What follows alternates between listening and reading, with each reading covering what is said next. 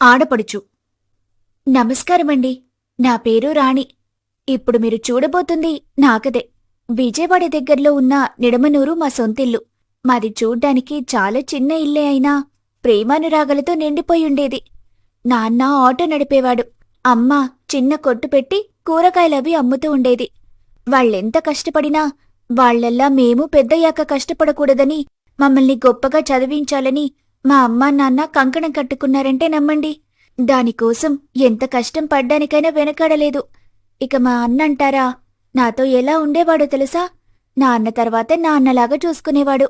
కాని ఏ శాపం తగిలిందో ఏమో, ఒక్క సంఘటన నా జీవితాన్నే తలకిందులు చేసింది. పుట్టినింటికి, ప్రేమించిన మనుషులకి, కన్నవారికి దూరంగా బ్రతకాల్సిన అవసరం వచ్చింది. దానికి కారణమెవరో తెలుసా?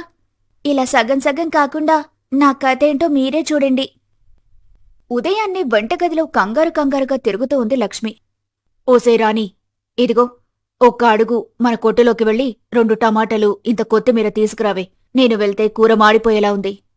అమ్మా, కూర వండాలనుకున్నప్పుడే ఇవన్నీ చూసుకోవాలి కదా. నేను రికార్డ్ రాసుకుంటున్నాను కదా. మా అమ్మ కదా, ఒక్కసారి వెళ్ళవే. అన్నయ్య ఉన్నాడు కదా, వాడికి చెప్పు.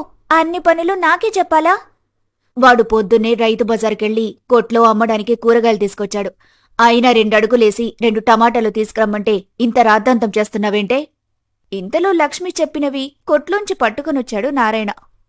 పొద్దున్నే దాని మీద ఎందుకు అరుస్తావు? పిల్ల బుద్ధిగా చదువుకుంటుంది కదా. ఇదిగో ఇవ్వేగా నీకు కావాల్సింది, తీసుకో. నేను తెచ్చండి.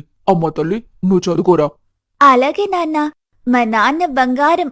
అవును నాన్న, చెప్పడం మర్చిపోయాను. ఇంకొక 2 రోజుల్లో ల్యాబ్ ఫీజు కట్టాలి నాన్న. దానికి డబ్బులు కావాలి. నీకు ఆల్రెడీ చెప్పాను కదా, మళ్ళీ ఒకసారి గుర్తు చేస్తున్నాను. గుర్తుందిలేమ్మో. నువ్వు చెప్పక్క మర్చిపోతానా? మార్కెట్కి వెళ్ళొచ్చి వాడు మళ్ళీ పడుకున్నాడా? ఒరే కిరణ్, చెల్లి బుద్ధిగా చదువుకుంటుంటే నువ్వు మళ్ళీ పడుకున్నావా? లేరా గాడిదా? అబ్బాబా నాన్న, పొద్దుని న్యూస్ ఛానల్స్ లో డిబేట్లా ఒకటే అరుస్తుంటే నిద్రెక్కడ పడుతుంది ఇంకా? చెల్లేమో రికార్డ్స్ రాసుకుంటుంటే నువ్వు మాత్రం రాయకుండా ఏం చేస్తున్నావురా? నాకు దానిలా రోజుల తరబడి రాసే అలవాటు లేదు నాన్న. నా రికార్డ్స్ ఎప్పుడూ అయిపోయాయి. దానిలాగా నేను మీ ముందు షో చేయాలని అనుకోను. ఒరేయ్, నువ్వు ఉదయం వచ్చేది నాతోనే, సాయంత్రం ఇంటికొచ్చేది నాతోనే. ఇంకా నాకు తెలియకుండా ఎప్పుడురా రాసావు? అవన్నీ నీకెందుకే? నీ పని నువ్వు కాని. అమ్మా, ఈరోజు బాక్స్లోకి ఏం కూర వండుతున్నావు? వంకాయరా. అబ్బబ్బా, ఊరికనే వంకాయేనా? ఏదైనా మంచి కూర వండొచ్చు కదా. ఒక్కసారైనా బాక్స్లోకి చికెన్ రొయ్యలో చెయ్యొచ్చు కదమ్మా. ఉండొచ్చు. మీ తాతల్లో ఎవరో ఒకరు మనకి ఆస్తుల కట్టలు ఇచ్చిపోయారుగా. అవి ఎలా ఖర్చు పెట్టాలో తెలియటం లేదు. ఇప్పుడు నువ్వు చెప్పావుగా, అట్లే చేద్దాంలే. నీ ఇష్టం వచ్చింది వండుకోవే తల్లి, నేను పోతున్నా అని తల్లితో వాదనాపేసి కాలేజ్కి రెడీ అవ్వడానికి వెళ్తాడు కిరణ్. కాసేపటికి రాణి, కిరణ్ ఇద్దరూ రెడీ అయి కాలేజ్కి వెళ్తుంటే నారాయణ వాళ్ల దగ్గరకొచ్చి, ఒరే, ఈరోజు నేను కూడా అటే వెళ్తున్నాను. పదండి, మిమ్మల్ని కాలేజ్ దగ్గర దింపేసి వెళ్తాను. థాంక్స్ నాన్నా. బస్టాండ్ నుంచి కాలేజ్ వరకు నడక తప్పేలా చేశావు. కాసేపటికి ముగ్గురూ ఆటోలో వెళ్ళిపోతారు. లక్ష్మి వాళ్లు వెళ్లగానే వచ్చి కొట్లో కూర్చుంటుంది. ప్రతిరోజు కూడా ఇలాగే గడుస్తూ ఉంటుంది. కొన్నాళ్లకి రాణి ఇంటికొచ్చేసరికి ఇంట్లో కొందరు మనుషులుండటం చూసి కాస్త కంగారు పడుతుంది రాణి. తను రావటం గమనించిన లక్ష్మి వెంటనే రాణిని తీసుకుని లోపలికి వెళ్తుంది. అమ్మా, ఎవరు వీళ్లందరూ? ఎప్పుడు చూసిన వాళ్లెలా లేరు? చిన్నగా మాట్లాడవే, వినిపిస్తుంది వాళ్లకి. నువ్వు తొందరగా చీర కట్టుకుని రాపో. అవును, అన్నయ్యేడి? వాడు వాళ్ళ ఫ్రెండ్స్తో ఉన్నాడు. కాసేపాకి వస్తానన్నాళ్లే కాని ఇంతకి వీళ్ళెవరు? నేను చీరెందుకు కట్టుకోవాలి? అబ్బబ్బా, చెప్పింది చేయవే అంటే ఇన్ని ప్రశ్నలా? కాసేపు నువ్వేమీ మాట్లాడకు. నేను చెప్పింది చెయ్యి, అంతే. లక్ష్మి చెప్పినట్టుగానే రాణి చీర కట్టుకుని రాగానే రాణి చేతికి టీ గ్లాసులిచ్చి వచ్చిన వాళ్ల దగ్గరికి పంపించింది లక్ష్మి. రాణి వెనకాలే లక్ష్మి కూడా స్వీట్స్ తీసుకుని వెళ్లి వాళ్ల మధ్యలో ఉన్న టేబుల్ మీద పెట్టింది. రాణి అందరికీ టీ ఇచ్చి తండ్రి వెనకాల నిల్చుంది. మా అమ్మాయి అని చెప్పడం కాదు కానీ రాణి చాలా లక్షణమైన అమ్మాయి. చదువుల్లో ఇప్పటి వరకు 90% మార్కులు తగ్గలేదంటే నమ్మండి. తండ్రి అలా మాట్లాడుతుంటే రాణి తల్లిని పక్కకి లాక్కొని వెళ్ళింది. అమ్మా, ఏం జరుగుతుందో ఇక్కడ? నాకు పెళ్లి చూపులా? అమ్మా, నీకెన్నిసార్లు చెప్పుంటాను నాకిప్పుడే పెళ్ళొద్దని. నేనింకా చాలా చదువుకోవాలమ్మా. నేనసలు పెళ్లి చేసుకోనని చెప్పట్లేదు కదమ్మా, ఇప్పుడు వద్దంటున్నాను. నాక్కూడా ఇందాకే వాళ్ళొచ్చే ముందే తెలిసిందే. మీ నాన్నకి వాళ్ళు ఫోన్ చేసి, విజయవాడలోనే ఉన్నాం, దుర్గమ్మ దర్శనం కోసం వచ్చాము, అలాగే కలిసి వెళ్దామనుకుంటున్నామన్నారంట. అందుకే ఇలా సడన్ గా జరిగిపోయింది. సడన్ గా జరగటమేంటమ్మా? వాళ్ళు ఇంటికి వస్తామన్నారంటే మీరు వాళ్లతో పెళ్లి గురించి మాట్లాడి ఉన్నట్టే కదా అని వాళ్ళు మాట్లాడుతూ ఉండగా ఒళ్లంతా మరకలతో నలిగిపోయిన బట్టలతో కిరణ్ ఇంట్లోకొచ్చాడు. అలాంటి పరిస్థితుల్లో కిరణ్ని చూసిన లక్ష్మి కంగారు పడుతూ కిరణ్ దగ్గరికొచ్చింది. ఒరే కిరణ్, ఏంట్రా ఒళ్లంతా ఈ మరకలేంటి? ఏమైందిరా? ఎవరితో అయినా గొడవ పడ్డావా? గొడవ కాదు, క్రికెట్ ఆడడానికి వెళ్ళాను. దానివల్ల అంతే. 2 నిమిషాలు స్నానం చేసొస్తాను, నువ్వు కంగారు పడకు. అని చెప్పి లోపలికి వెళ్ళిపోయాడు కిరణ్. అదే సమయంలో రాణి బంధువుల దగ్గరకొచ్చి, నేను అబ్బాయితో మాట్లాడాలని అనుకుంటున్నాను. రాణి మాటలకి నారాయణ, లక్ష్మి కంగారు పడినా రాణి మాత్రం ఏమాత్రం జంకు లేకుండా అబ్బాయితో మాట్లాడాలని ఇంటి మేడ మీదకు తీసుకుని వెళ్ళింది. నా పేరు రాజ్ కుమార్ అండి. మా అమ్మ నాన్నలు మిమ్మల్ని ఎక్కడో ఫంక్షన్లో చూశారంట. తర్వాత మీ అమ్మ నాన్నలతో కూడా మాట్లాడిన తర్వాత నాతో చెప్పారు. మీరు చదువుకుంటున్నారు కదా, ఇప్పుడే ఎందుకని కూడా నేను చెప్పాను. కానీ ఒకసారి మాట్లాడుకుంటే తప్పేముంది అని ఇలా తీసుకొచ్చారు. ఇది మీకు ఎలా చెప్పాలని చూస్తున్నాను. ఇంతలో మీరేం మాట్లాడాలనడంతో ఇలా కుదిరేసింది. అవును, ఇంతకీ మీరేం మాట్లాడాలనుకున్నారు? నాకు ఈ పెళ్లి ఇష్టం లేదండి. దానికి కారణముంది. నేనింకా చాలా చదువుకోవాలి. మంచి ఉద్యోగం సంపాదించి ఇల్లు కట్టి అమ్మా నాన్నల్ని అందులో ఉంచాలి. అప్పుడే నేను పెళ్లి చేసుకుంటాను. ఇన్ని రోజులు మా కోసం నిస్వార్థంగా కష్టపడిన అమ్మా నాన్నలకి తిరిగి ఆ మాత్రం చేయకపోతే ఎలా అండి? మీరేం చెప్పాలనుకుంటున్నారో నాకది అర్థమైంది. కానీ ఇవన్నీ మీరెందుకు చేయాలనుకుంటున్నారు? అన్నీ అర్థం చేసుకునే భర్త వస్తే పెళ్ళయ్యాక కూడా మీరు మీ అమ్మా నాన్నల్ని చూసుకోవచ్చు కదా. కానీ అలాంటి వాళ్ళు ఎక్కడుంటారండి? అదంతా ఎందుకులే కాని మీరే ఎలాగో అలా పెద్దోళ్ళకి నేను నచ్చలేదని చెప్పండి ప్లీజ్ మీరు కంగారు పడొద్దు, నేను చూసుకుంటాను. అని రాణికి చెప్పి అందరూ ఉన్న హాల్లోకి వెళ్లాడు రాజ్కుమార్. అమ్మా, నాన్న, మీకొక విషయం చెప్పాలనుకుంటున్నాను. మీరు ఎక్కడో ఫంక్షన్లో రాణిని చూసి నాకు సరైన జోడీ అని అనుకున్నారు. ఇప్పుడు తనతో మాట్లాడిన తర్వాత నాకు కూడా అదే అనిపించింది. తన ఆలోచనలు చాలా బాగున్నాయి నాన్న. కానీ ఈ పెళ్లి మీరు అనుకున్నట్టు జరగదు. మాకు కొంచెం టైం కావాలి. 2 ఏళ్ల తర్వాత మేం పెళ్లి చేసుకుంటాం. రాజ్కుమార్ మాటలకి రాణి నిర్ఘాంతపోయి చూస్తూ ఉంటుంది. అయ్యో, ఏం మాట్లాడుతున్నారు బాబు? అమ్మాయి నచ్చాక కూడా 2 ఏళ్లు ఆగడమేంటి? అంకుల్, మీకు మీ అమ్మాయి మీ ఇంట్లో ఉండటం ఏదైనా ఇబ్బందిగా ఉందా? లేక నేను మీకు నచ్చలేదా? అలా అని కాదు బాబు, కానీ 2 ఏళ్లంటే నలుగురు ఏమనుకుంటారు? అనుకునే నలుగురు ఎవరో మీకు తెలుసా? మీరు చెప్పే నలుగురు ఎప్పుడు ఏదో ఒకటి అనుకుంటూనే ఉంటారు. మీరేమనుకుంటున్నారనేదే ముఖ్యం. నేను మీకు నచ్చితే ఈ 2 ఏళ్లు ఎదురుచూపుకు నేను తగినవాడనుకుంటే నా కోసం ఎదురు చూడండి. లేదంటే వేరొకరితో మీ అమ్మాయికి పెళ్లి చేసేయండి. అమ్మా, ఇక నిర్ణయం వాళ్ళది. మనం వెళ్దామా?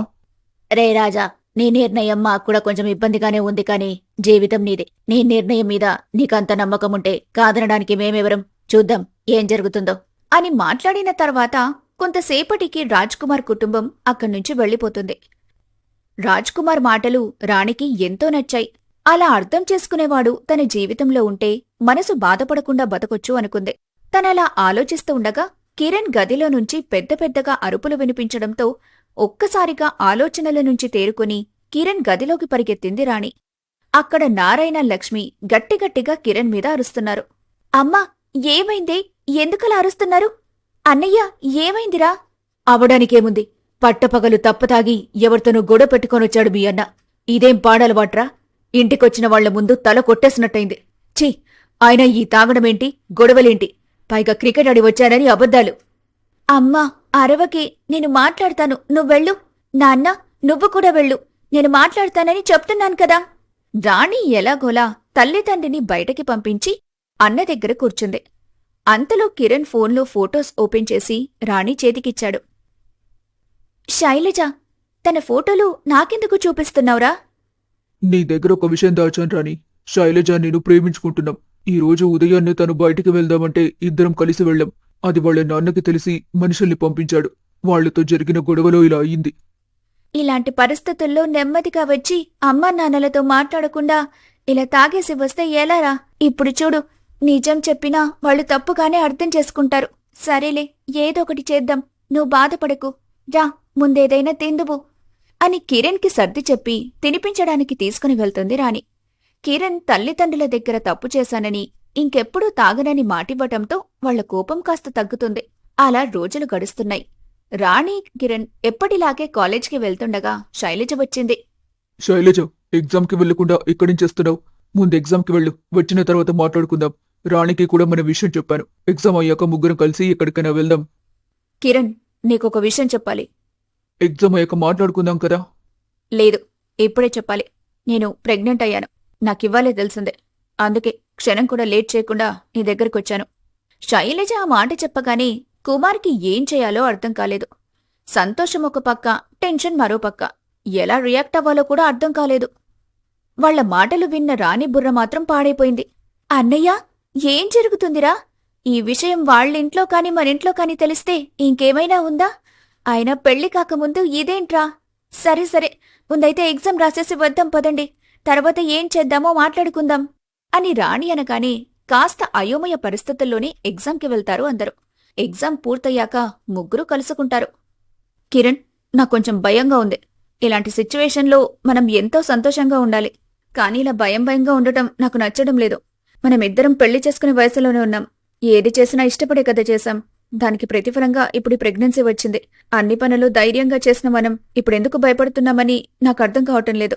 మనిద్దరి పెళ్లి మన జీవితం కోసం కదా. దాంట్లో పెద్దవాళ్ల నిర్ణయం ఏంటి? శైలజ, మీ పెళ్లి మీ జీవితం వాస్తవమే. కానీ ఇన్నేళ్లు మిమ్మల్ని కంటికి రెప్పలా కాపాడుకున్న తల్లిదండ్రుల్ని కాదని ఎలా ముందుకు వెళ్లగలం చెప్పు? వాళ్ళేది చేసినా మనం బాగుండాలనే కదా. మనం బాగుంటామనే నమ్మకం వాళ్ళకిస్తే వాళ్ళు మన ఇష్టాలని ఎందుకు కాదంటారు? పెద్దోళ్ళు ఏదీ కాదు వద్దు అన్నా అది మనం బాగుండాలనే. సరే, విషయం ఇంతవరకు వచ్చింది కాబట్టి ఇంక చేసేది కూడా ఏమీ లేదు. బతిమాలో కాళ్ల మీద పడో పెద్దోళ్ళని ఒప్పించడం తప్ప వేరే మార్గం ఉండదు.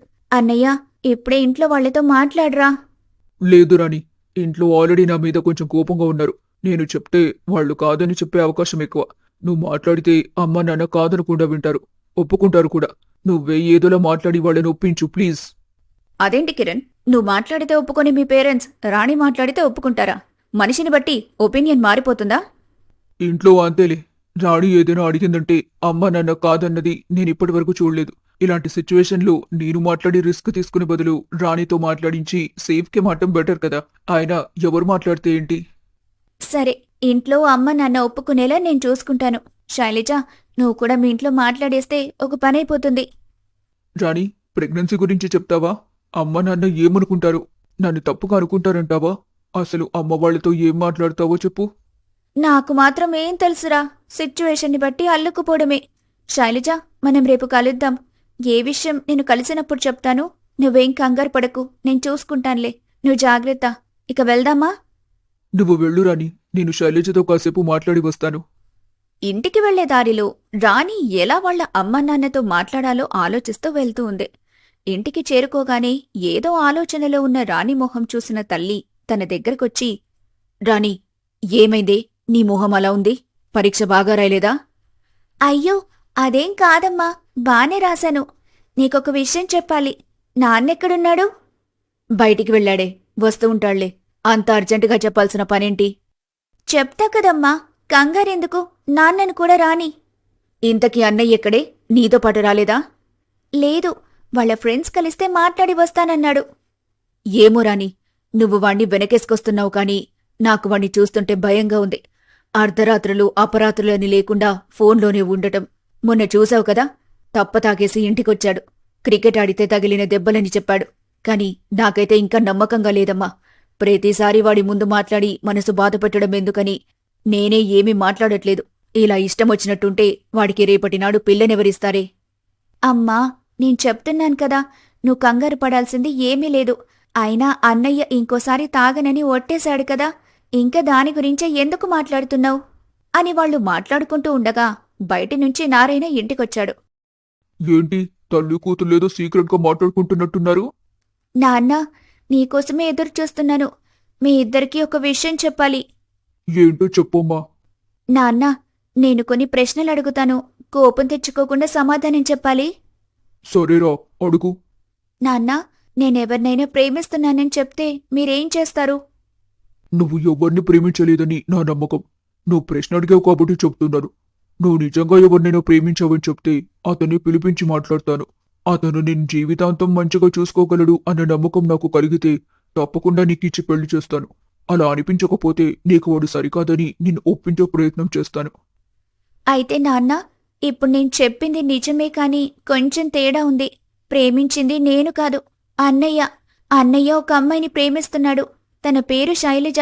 నాక్కూడా మంచి ఫ్రెండే. చాలా మంచి అమ్మాయి నాన్న. వాళ్ళిద్దరూ చూడ్డానికి కూడా చాలా బాగుంటారు నాన్న.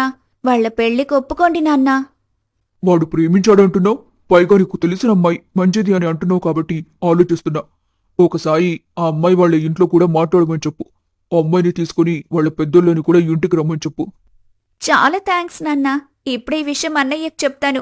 ఎగిరి గంతేస్తాడు అని పరిగెత్తకుంటూ వెళ్ళి ఇంట్లో ఉన్న ఫోన్తో కిరణ్కి కాల్ చేస్తుంది.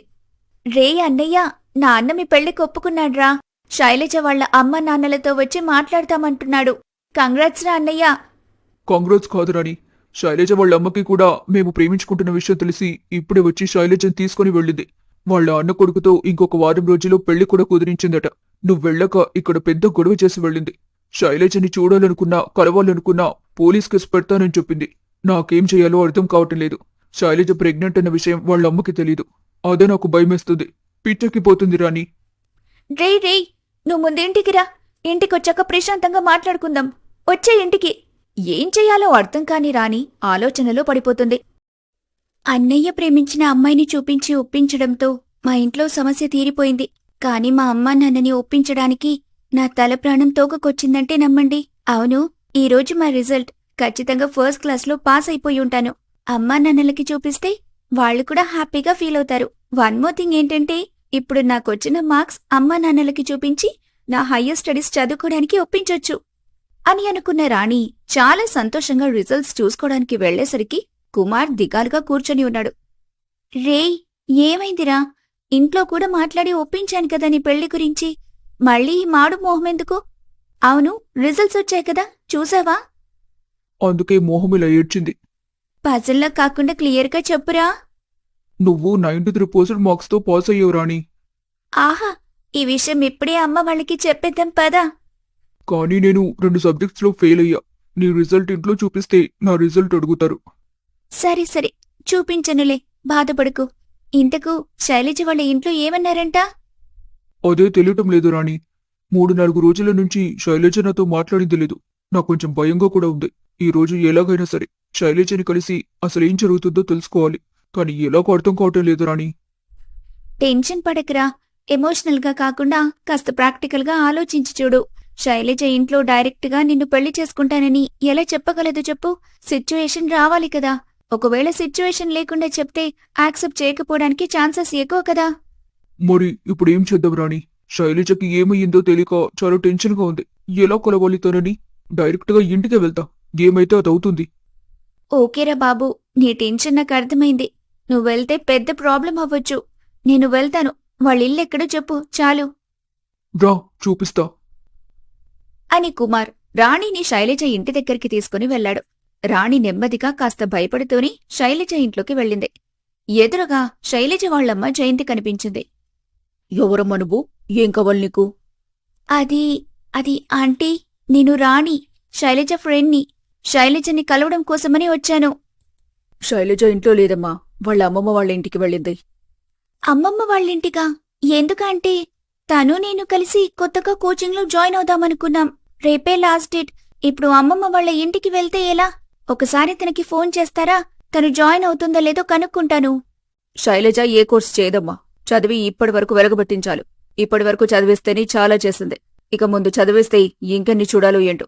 అందుకే తనకి పెళ్లి చేసేయాలని నిర్ణయించుకున్నాం. పెళ్లి ఫిక్స్ అయ్యాక చెప్తాంలే. ఇక వెళ్ళమ్మా.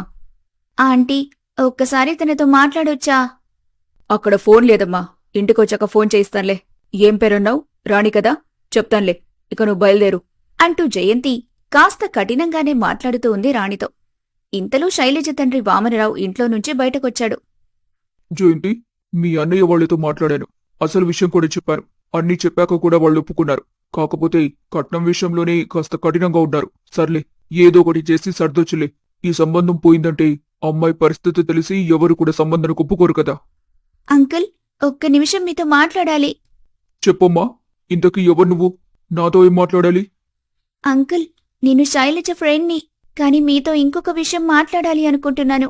మీరు మాట్లాడుకునే దాన్ని బట్టి నాకు అర్థమైందేంటంటే మీరు శైలజకి పెళ్లి చేయాలని అనుకుంటున్నారు. కానీ తనకి ఇష్టం లేదన్న విషయం మీకు కూడా తెలుసు.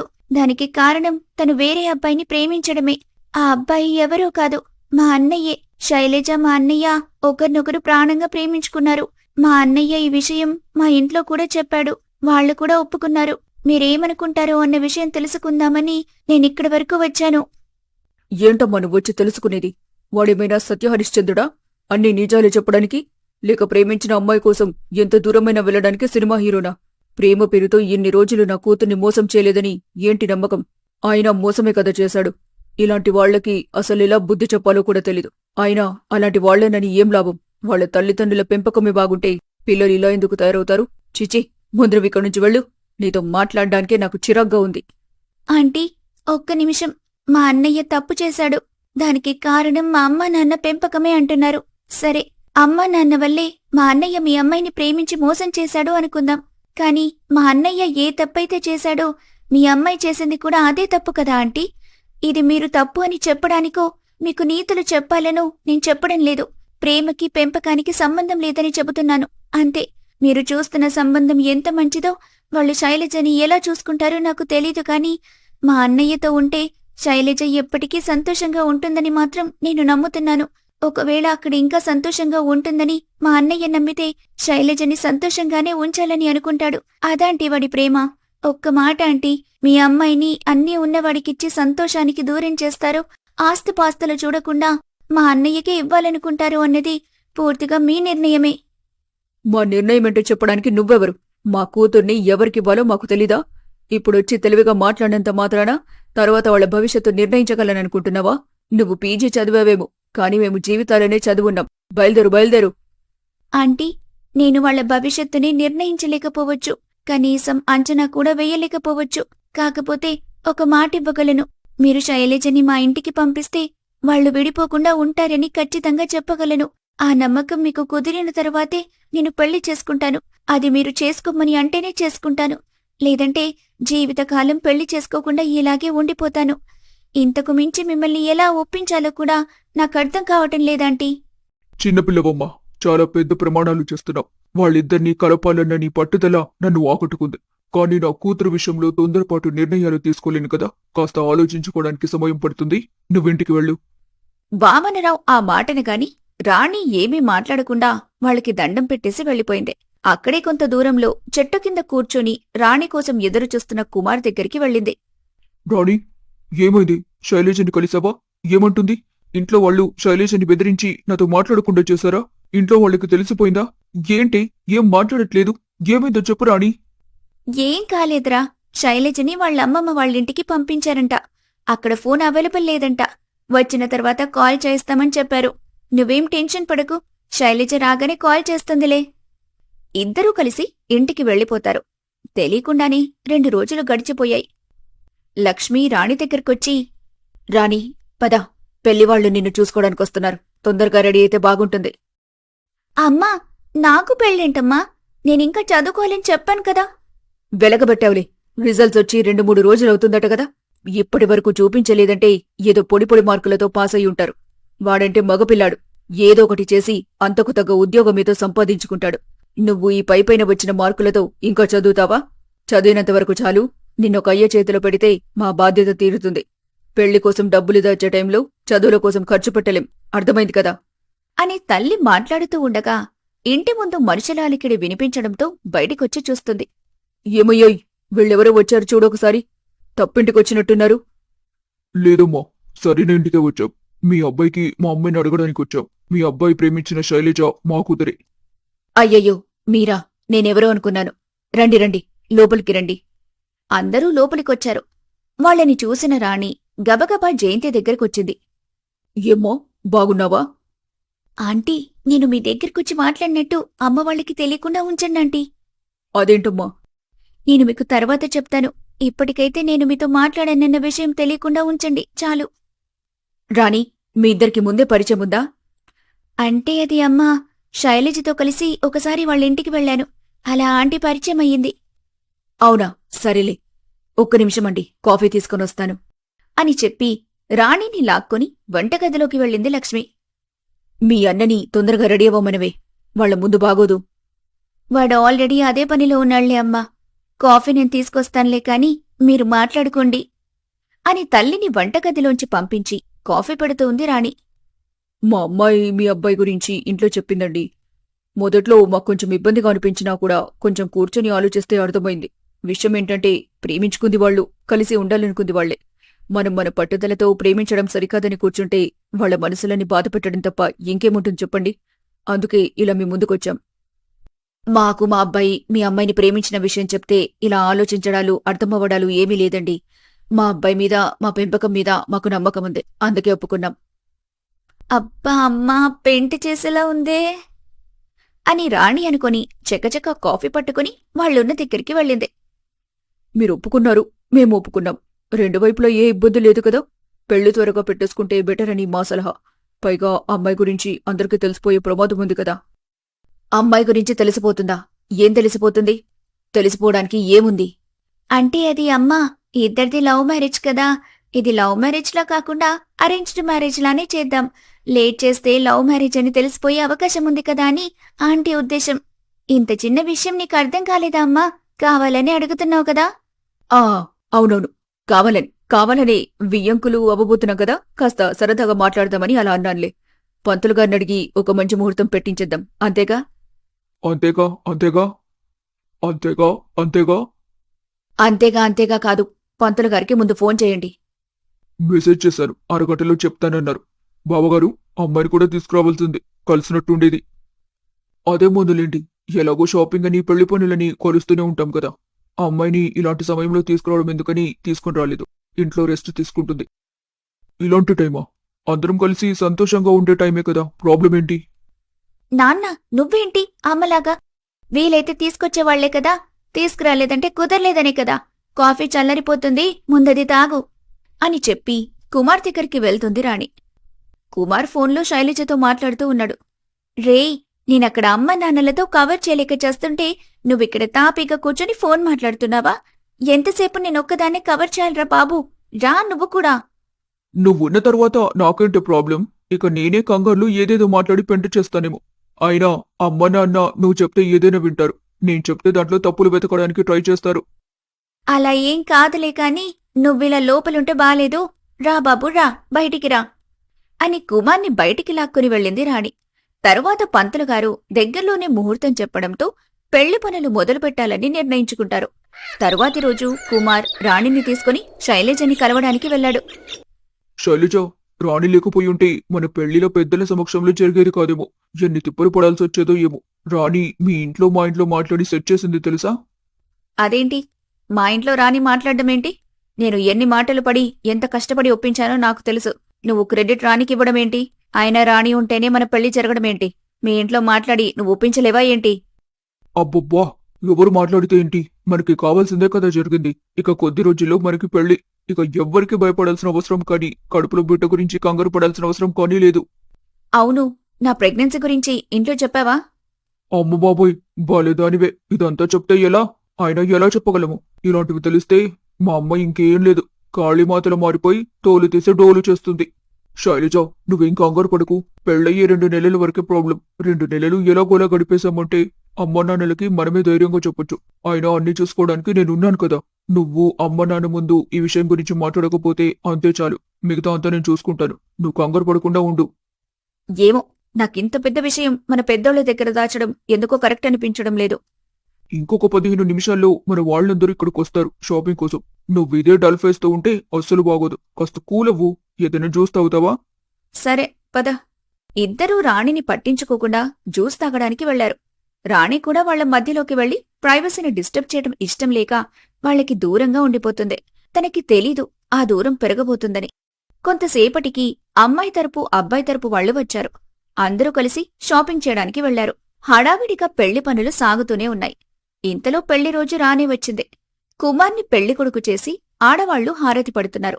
ఇంతలో రాణి అక్కడికొచ్చి, అత్తా, వాడెక్కడికి వెళ్ళడు, పెళ్లయ్యాక కూడా ఇంటికే వస్తాడు. కాని మీరిలానే లేట్ చేస్తే ఆడపెళ్లి వాళ్ళొచ్చి మండపంలో మన కోసం ఎదురు చూస్తూ ఉంటారు. ఆల్రెడీ వాళ్ళు బయలుదేరారంట. మనమిప్పుడు స్టార్ట్ అయితే కాని వాళ్ళొచ్చే టైంకల్లా అక్కడికి చేరుకోలేం అంటూ హడావిడి చేస్తూ ఉంటుంది. ఇంతలో లక్ష్మి ఆవేశంగా వచ్చి, తన చేతిలో ఉన్న ఫైల్ని కుమార్ మీదకు విసిరింది. ఏంట్రా ఇది? ఇదా నువ్వు చేసేది? ప్రేమించాను, పెళ్లి చేసుకుంటానంటే ఒప్పుకున్నాం కాని ఇలాంటి పనులన్నీ చేసి తప్పక పెళ్లి చేసుకుంటున్నావని అనుకోలేదు. ఇలా పెంచామా నిన్ను? ఇదా నువ్వు మా పెంపకానికిచ్చే మర్యాద? అని అంటూ లక్ష్మి కుమార్ మీద అరుస్తూ ఉండగా దూరం నుంచి నారాయణ చకచకా వచ్చి లక్ష్మిని ఆపుతూ, లక్ష్మి, ఇది వాడు మనకి తెలియకుండా దాచిపెట్టిన రోజే వాడింత దిగజారిపోయాడో అర్థమైంది కదా. ఇప్పుడు పెళ్లి ముందు పెట్టుకుని రాద్ధాంతం చేయడం మంచిది కాదు. ఈ విషయం వదిలేసి పెళ్లి పనులు చూడు అని నారాయణ చెప్పిన తర్వాత లక్ష్మి మాట్లాడకుండా పెళ్లి పనులు చూసుకుంటూ ఉంటుంది. కాని తల్లి మాటలు కుమార్ మనసుని ఎంతో బాధపెట్టాయి. దాంతో కుమార్ తన మనసులో, శైలజ ప్రెగ్నెంట్ అనే విషయం రాణి తప్ప ఇంకెవ్వరికీ తెలీదు. రాణియే ఈ విషయం అమ్మ నాన్నలకి చెప్పుంటుందా? రాణి అలా చేసుండదని అనిపిస్తున్నా మనసు మాత్రం రాణిని చెప్పుంటుందేమో అనిపిస్తుంది. ఈ విషయం రాణిని అమ్మ నాన్నలకు చెప్పిందని తెలిస్తే జీవితంలో రాణి మోహన్ చూడడు అని తనలో తాను మాట్లాడుకుంటూ ఉంటాడు. ఇంతలో రాణి కుమార్ దగ్గరకొచ్చి, రేయ్, అమ్మ మాటల గురించి ఆలోచిస్తున్నావా? ఇది దాచిపెట్టే విషయమైతే కాదు కదరా. ఈ రోజు కాకపోతే ఇంకో రోజు తెలిసి తీరాల్సిందే కదా. ఎలాగైతేనే తెలిసిపోయింది. తెలియటమే మంచిదిలే. మండపానికి మాడు మొహంతో కాకుండా కొంచెం హ్యాపీగా రారా బాబూ. అందరూ పెళ్లి మండపానికి వెళ్లిపోయారు. బంధుమిత్రుల సమక్షంలో అట్టహాసంగా పెళ్లి వేడుకలు జరిగాయి. పెళ్లైన తర్వాత కుమార్, శైలజ ఇంటికొచ్చారు.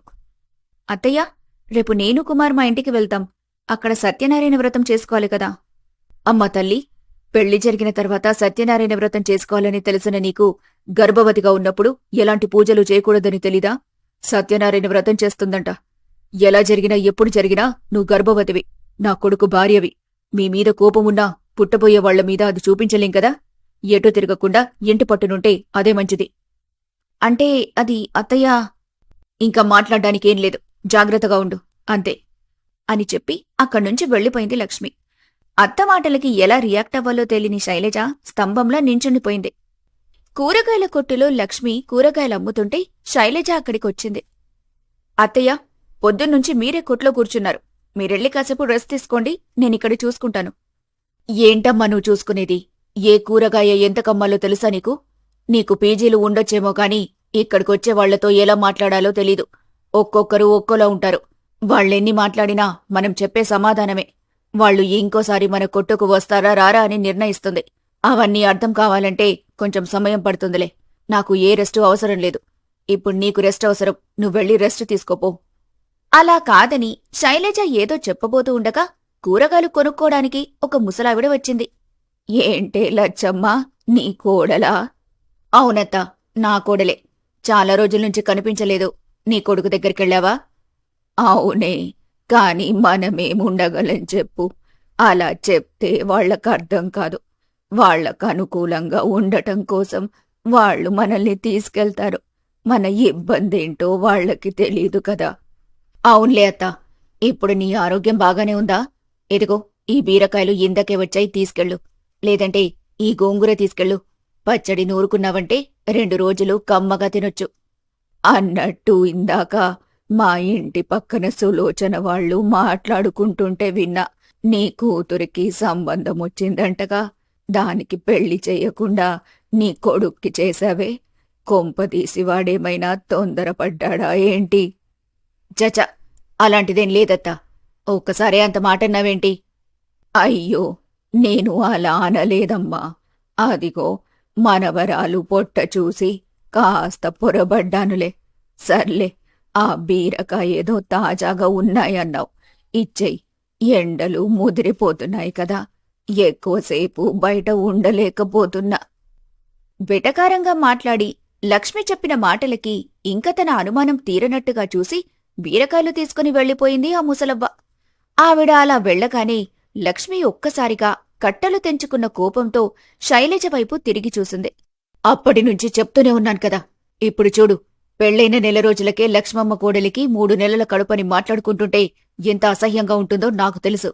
ఇంకోసారి ఈ ఇంట్లో నుంచి బయటకొచ్చావో చెప్తా నీ సంగతి. అయినా ఇంట్లో అన్ని రకాలుగా బానే చూసుకుంటున్నాగా. తినడానికి తిండి, ఉండడానికి ఇల్లు అన్నీ బానే ఉన్నాయి కదా. ఇంకా బయటకి రావాల్సిన అవసరమేముంది నీకు? అంటే అత్తయ్య, ఇంట్లోనే ఉండి ఉండి కాస్త ఇబ్బందిగా అనిపిస్తుంది. అందుకే ఇలా మీకు సహాయం చేద్దామని వచ్చాను. చేసిన సహాయం చాలే గాని ఇంట్లోకి వెళ్ళు అని లక్ష్మి కాస్త కఠినంగా మాట్లాడేసరికి శైలజ దిగులు మొహంతో ఇంట్లోకి వెళ్ళింది. బెడ్రూంలో కూర్చొని ఉన్న కుమార్ దగ్గరికి వెళ్ళింది. ఏంటి శైలజ ఇంత దిగులుగా ఉన్నావు? ఒంట్లో బానే ఉందా? ఒంట్లో బాగానే ఉంది. ఇంట్లోనే కాస్త ఇబ్బందిగా ఉంది. నాకొకటి చెప్పు కుమార్, మనం ప్రేమించుకునే కదా అన్ని రకాలుగా దగ్గరయ్యాం. మనమేమైనా కోరిక తీర్చుకోవడానికి దగ్గరయ్యామా? పెళ్లి చేసుకుందామనుకునే కదా అలా చేశాం. మన అదృష్టం బాగుండో బాలేకో నేను ప్రెగ్నెంట్ అయ్యాను. అదేమైనా చేయకూడని తప్ప? పెళ్లికి ముందు అలాంటి పనులు చేయడం తప్పే అవ్వచ్చు కాక, కాని ఇప్పుడు పెళ్లి చేసుకున్నాం కదా. ఇప్పటికీ మీ అమ్మ నన్ను తప్పుడు మనిషిలాగా చూడటం నాకేం నచ్చడం లేదు. ఇలాంటి టైంలో ఇలా ఇబ్బంది పడితే ఇక్కడ ఉండలేను. నేను మా అమ్మింటికి వెళ్తాను కుమార్. లేదు శైలజ, అమ్మ వాళ్ళు చూసావు కదా, నీకోసం ఏదైనా చేసి నిన్ను ఇబ్బంది పెట్టకుండా చూడాలని అనుకుంటున్నారు. వాళ్ళకి నిన్ను మీ ఇంటికి పంపడం ఇష్టం లేదు. సరే, ఒకసారి రాణితో మాట్లాడించి చూస్తాను. రాణితో మాట్లాడిస్తా అని అనేసరికి శైలజకి విపరీతమైన కోపమొచ్చింది. ఏంటి, ఎప్పుడూ రానే మాట్లాడుతుంది, రానే చూసుకుంటుంది అంటావ్? నువ్వు ఇంట్లో మనిషివి కాదా? నువ్వు చెప్తే జరగని పని రాణి చెప్తేనే జరుగుతుందా? నీకు చెల్లిచాటు అన్నలా ఎప్పుడు ఏదో తప్పు చేసినట్టు అమ్మా నాన్నలకి భయపడే కొడుకులా ఉండటం ఇష్టమేమో నాకు తెలీదు, కాని నా భర్త అలా ఉండటం నాకిష్టం లేదు. అవును, ఇంతకీ మీ అమ్మా నాన్నలకి నా విషయం ఎలా తెలిసింది? నువ్వు చెప్పావా? లేదు లేదు, నేను నెమ్మదిగా సమయం చూసి చెబుదామనుకున్నాను. కానీ ఇంతలోనే అమ్మ వచ్చి నన్ను అడిగింది. నాకు అదే విషయం అర్థం కాక అయోమయంలో ఉన్నాను. ఇంకా అర్థం కావడం లేదా? ఇదంతా నీ చెల్లి చేస్తున్న డ్రామా. తనకి మనం ఈ ఇంట్లో సంతోషంగా ఉండటం ఇష్టం లేదనుకుంటా. తన పెత్తనం నడవాలంటే మన మాట ఎవ్వరూ వినకూడదు కదా. అందుకే మన మీద ఇంట్లో వాళ్లకి ఒక నెగటివ్ ఒపీనియన్ వచ్చేలా చేసింది. శైలజ, నోటికొచ్చినట్టు మాట్లాడకు. తను అలా ఎందుకు చేస్తుంది? ఆపు కుమార్ నీ చెల్లి వజన.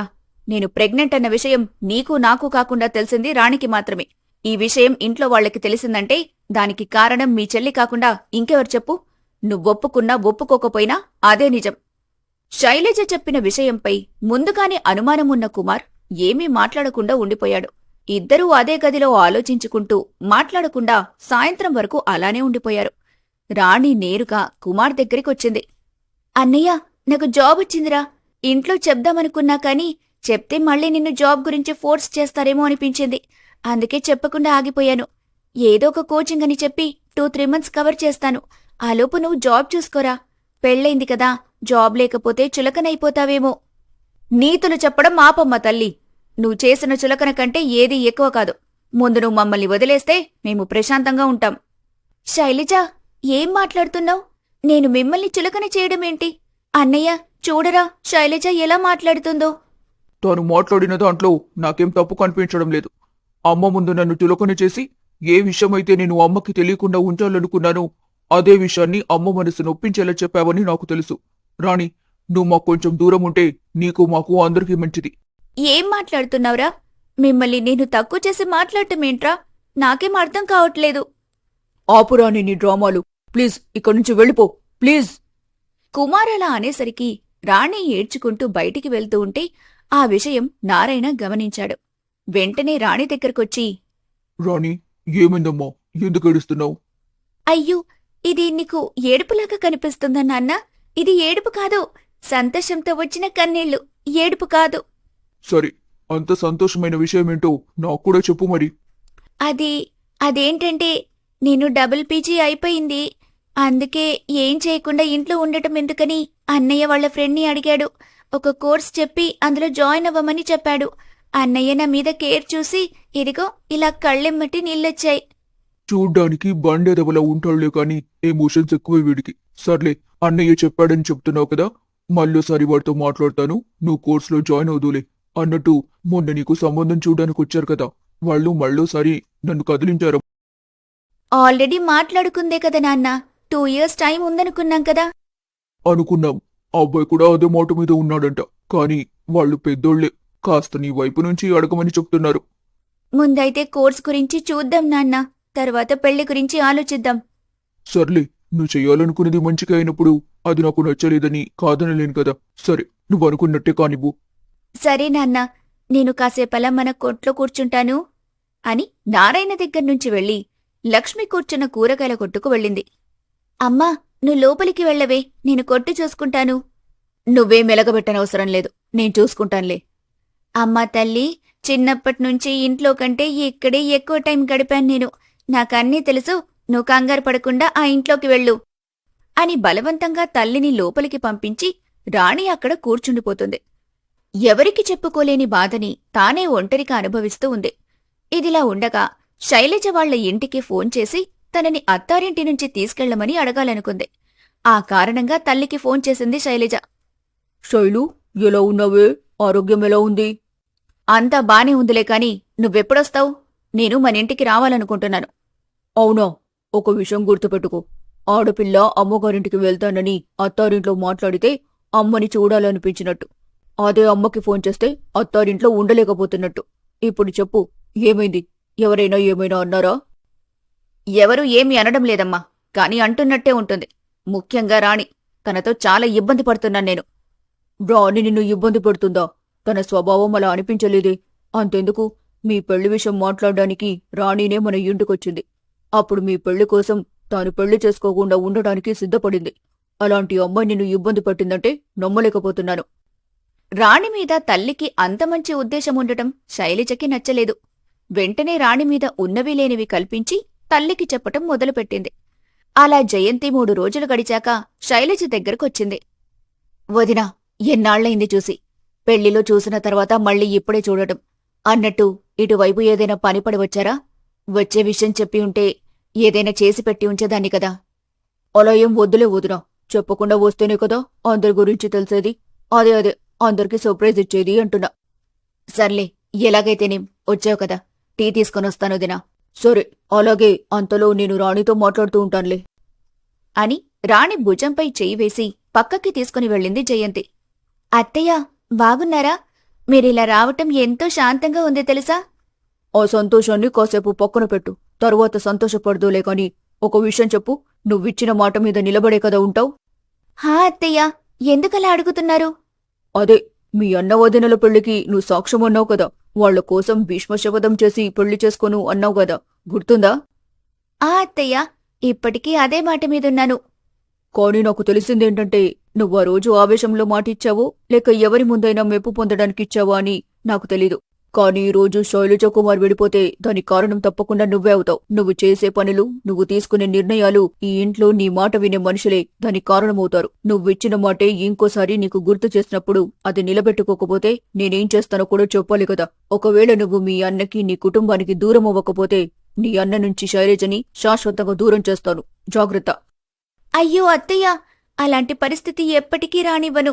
నేను అన్నయ్య నుంచి, ఇంటి నుంచి దూరంగా వెళ్తాను. ఇలాంటి మంచి నిర్ణయాలు తీసుకుంటావమ్మా. అందుకే నువ్వు నాకు బాగా ఇష్టం అని వాళ్లు మాట్లాడుకుంటూ ఉండగా లక్ష్మి టీ తీసుకుని వస్తుంది. అవును వదినా, మన రాణికి సంబంధాలు చూడట్లేదా? చూస్తున్నాం వదినా, చాలా మంచి సంబంధమే వచ్చింది. ఆ అబ్బాయికి మన రాణి బాగా నచ్చింది.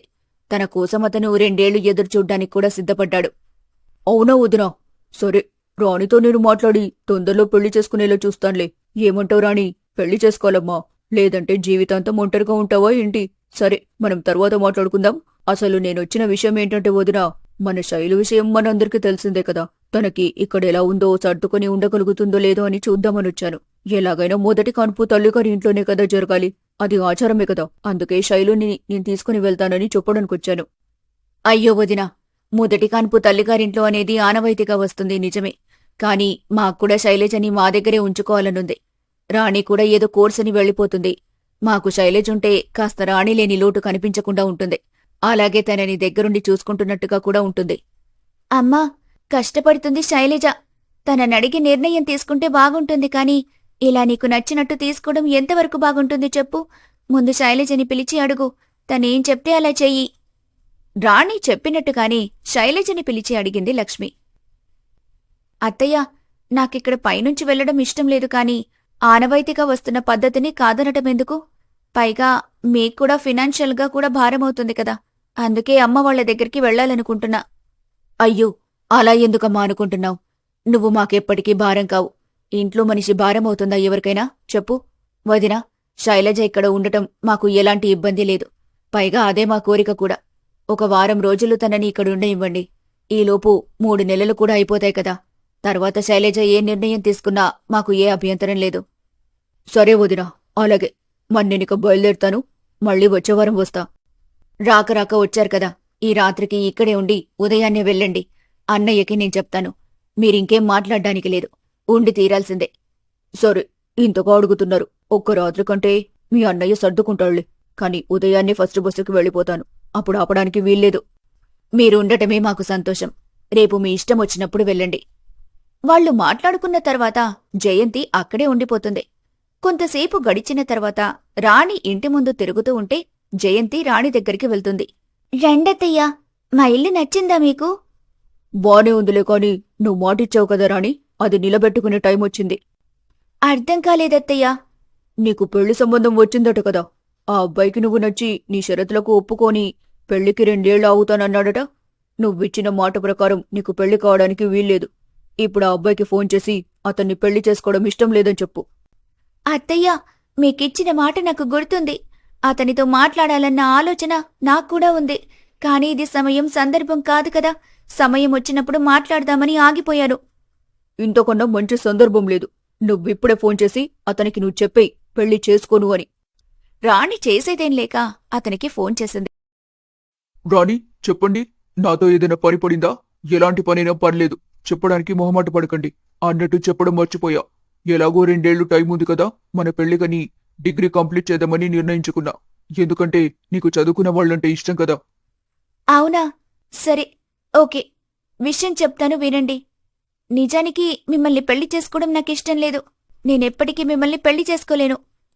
రాణి, ఏం మాట్లాడుతున్నావు? మతి తప్పిందా నీకు? నువ్వు నన్ను పెళ్లి చేసుకోవడం ఇష్టం అంటేనే కదా పెద్దోళ్లతో మాట్లాడి మరి 2 ఏళ్లు టైం అడిగింది. ఇప్పుడు నన్ను పెళ్లి చేసుకోవడం ఇష్టం లేదంటే ఏంటి అర్థం? అంటే నా ఇష్టంతో సంబంధం లేదా? నువ్వు మాటిచ్చావని నేను గంగిరెద్దుల తలూపి ఒప్పుకోవాలా? అయినా పెళ్లికి ముందే నువ్విలా కమాండింగ్గా ఉన్నావంటే పెళ్లయ్యాక అసలు నన్ను మాట్లాడనిస్తావో లేదో అనిపిస్తుంది. అందుకే నీతో పెళ్లి వద్దనుకుంటున్నా. ఇంకెప్పుడు నాకు ఫోన్ చెయ్యొద్దు అని కోపంగా ఫోన్ కట్ చేసింది రాణి. రాణి తాను చేసిన పనికి బాధపడుతూ ఉంటే జయంతి మాత్రం తన పని ఫలించినందుకు సంతోషంగా ఉంది. రాణి రాత్రంతా బాధపడుతూ ఇంటి ముందే కూర్చొని ఉంది. అలా తెల్లారిపోయింది. ఉదయాన్నే జయంతి ఇంటికి వెళ్ళిపోయింది. రాణి కూడా తను కోర్స్ చేయటానికి హాస్టల్కి వెళ్తానని ఇంట్లో చెప్పింది. హాస్టల్కి వెళ్తావా? ఇంటి దగ్గర నుంచి వెళ్ళడానికి ఏమైంది నీకు? సాయంత్రం అయ్యేసరికి ఇంటికొస్తే మాకొంత ధైర్యంగా ఉంటుంది కదమ్మా. నాన్నా, నీకు కొన్ని చెప్పినా అర్థం కావు. అన్నీ అనుకూలంగా అనుకున్నట్టు జరగాలంటే నేను హాస్టల్లో ఉండటమే కరెక్ట్. అయినా నేనేమైనా చిన్నపిల్లనా? నాకెప్పుడు ఏం చేయాలో తెలీదా? ఇంకా మీరే చెప్తున్నారు ఏం చేయాలో ఏం చేయకూడదో అని. అప్పుడే ఫోన్ మాట్లాడుతూ వచ్చిన లక్ష్మి, అయిపోయింది, అంతా అయిపోయింది. మంచిగా పెళ్లి చేసుకుని అత్తారింటికి పోవే అంటే వినింది లేదు. 2 సంవత్సరాలు టైం కావాలి. అతని మీద నాకు నమ్మకముందని ఓ పుట్టకముందు నుంచి పరిచయం ఉన్నట్టు మాట్లాడింది. ఇప్పుడు ఆ అబ్బాయి పెళ్ళొద్దంటున్నాడంట. అంటే 2 ఏళ్ల తర్వాత పెళ్లి చేసుకుంటానని మాట్లాడి ఇప్పుడు పెళ్లి వద్దన్నాడని నలుగురికి తెలిస్తే మన గురించి రాణి గురించి తప్పుగా మాట్లాడుకోరా జనాలు? ఏ జనాలు ఏమీ మాట్లాడుకోరమ్మా. పెళ్లి గిల్లి ఇప్పుడేమొద్దు. నేను జాబ్ చేయడానికెళ్తున్నాను. అక్కడే హాస్టల్లో ఉంటా. దీని గురించి మాత్రమే మాట్లాడు. జాబ్ ఏంటమ్మా? కోర్స్ అన్నావు కదా. కోర్స్ తీసుకునేది జాబ్ కోసమే కదా నాన్న. అందుకే అలా వచ్చినట్టుంది. కాదనకండి నాన్న, వెళ్తాను ప్లీజ్. అవును, కుమార్ గాడిది కూడా నీతోనే పీజీ అయిపోయింది కదా. వాడు ఏ జాబ్ గురించి మాట్లాడట్లేదేంటి? ఒరే కుమార్, ఇలారా. చెల్లి ఆడపిల్ల అయ్యుండి కోర్సు జాబ్ అని మాట్లాడుతుంటే నువ్వేంట్రా బెల్లం కొట్టిన రాయిలా ఇంట్లో ఉంటున్నావు? నువ్వు చేయాల్సిన కోర్స్ ఏమీ లేదా? నాన్న, అన్నయ్యకి కోర్స్ చేయాల్సిన అవసరం ఏముంది? నాకంటే కోర్స్ అవసరం కానీ వాడి టాలెంట్కి డైరెక్ట్గానే జాబ్ వచ్చేస్తుంది. నువ్వేం కంగారు పడకు. నెక్స్ట్ మంత్ లోపల వాడు జాబ్ చేస్తాడు. ఆల్రెడీ జాబ్ సర్చింగ్లో ఉన్నాడు. నీకు చెప్పట్లేదు అంతే.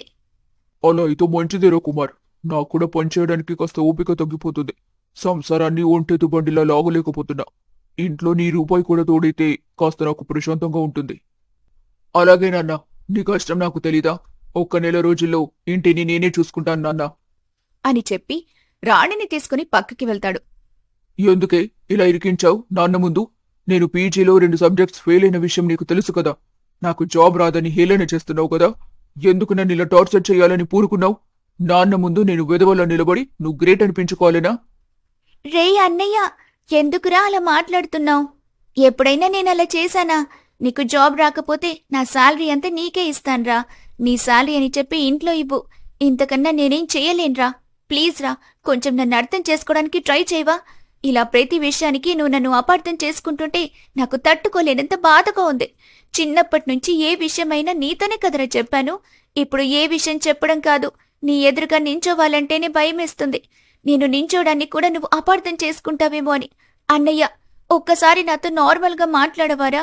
మనసులో ఉన్న భారమంతా దిగిపోతుంది. ప్లీజ్ రా. ఆపు నీ డ్రామాలు. హాస్టల్కి వెళ్తానన్నావు కదా, వెళ్ళు. విజ్ఞాన ప్రదర్శనలుంది ఇక్కడ. అని కుమార్ చిరాగ్గా మాట్లాడేసరికి రాణి ఇంకా బాధపడింది. కాని ఆ విషయం ఎవ్వరికీ తెలియకుండా ఇంట్లో అందరితో మాట్లాడి హాస్టల్కి వెళ్లడానికి సిద్ధమవుతుంది. రాణి ఇంట్లో వాళ్ళకి జాబ్ చేస్తున్నట్టు చెప్పకుండా కోర్స్ తీసుకుంటున్నట్టు చెప్పి రావటం ఇష్టం లేకపోయినా తప్పక చెప్పాల్సి వచ్చినందుకు బాధపడుతూనే ఉంది. ఏంటో, ఈ పరిస్థితుల్లో నాకు నచ్చినట్టు ఉండలేక, నా వాళ్లకి నచ్చలేక, బ్రతకలేక, నేను చేసిన తప్పేంటో తెలియక, ఏం చేయాలో అర్థం కాక నాకు తోచినట్టు చేస్తున్నా. తప్పేదైనా ఉంటే శిక్ష కూడా నేనే అనుభవించాలి. ఏదేమైనా నా జీవితం కూడా నాకు ముఖ్యమే కదా. ఈరోజు ఆఫీస్కి ఫస్ట్ రోజు. కనీసం ఆఫీసులో అయినా మంచి పేరు తెచ్చుకోవాలి అని అనుకుని ఆఫీస్కి బయలుదేరింది రాణి. దారిలో వెళ్తుండగా తన ఫ్యామిలీ గురించి, అన్నలో వచ్చిన మార్పు గురించి ఆలోచిస్తూ వెళ్తూ ఉంది. ఎలాగోలా ఆఫీస్కి అలవాటు పడింది రాణి. అలా కొద్ది రోజులు గడిచిపోయాయి. ఒకరోజు ఆఫీస్ పూర్తి చేసుకుని రాణి ఇంటికి తిరిగి వస్తుండగా బస్టాప్ దగ్గర రాజ్కుమార్ కనిపించాడు. రాణిని చూసిన రాజ్కుమార్ పెదవిపై చిరునవ్వుతో రాణి దగ్గరకొచ్చాడు. హాయ్, చాలా రోజుల తర్వాత కలుస్తున్నాం కదా, కాస్త నర్వస్గా ఉంది. కలిస్తే ఏదేదో మాట్లాడాలి అనుకున్నాను, కానీ ఇలా మీరు అనుకోకుండా కలిసేసరికి ఏం మాట్లాడాలో కూడా అర్థం కావటం లేదు. ఇంతకీ మీరెలా ఉన్నారు? బాగున్నారు కదా?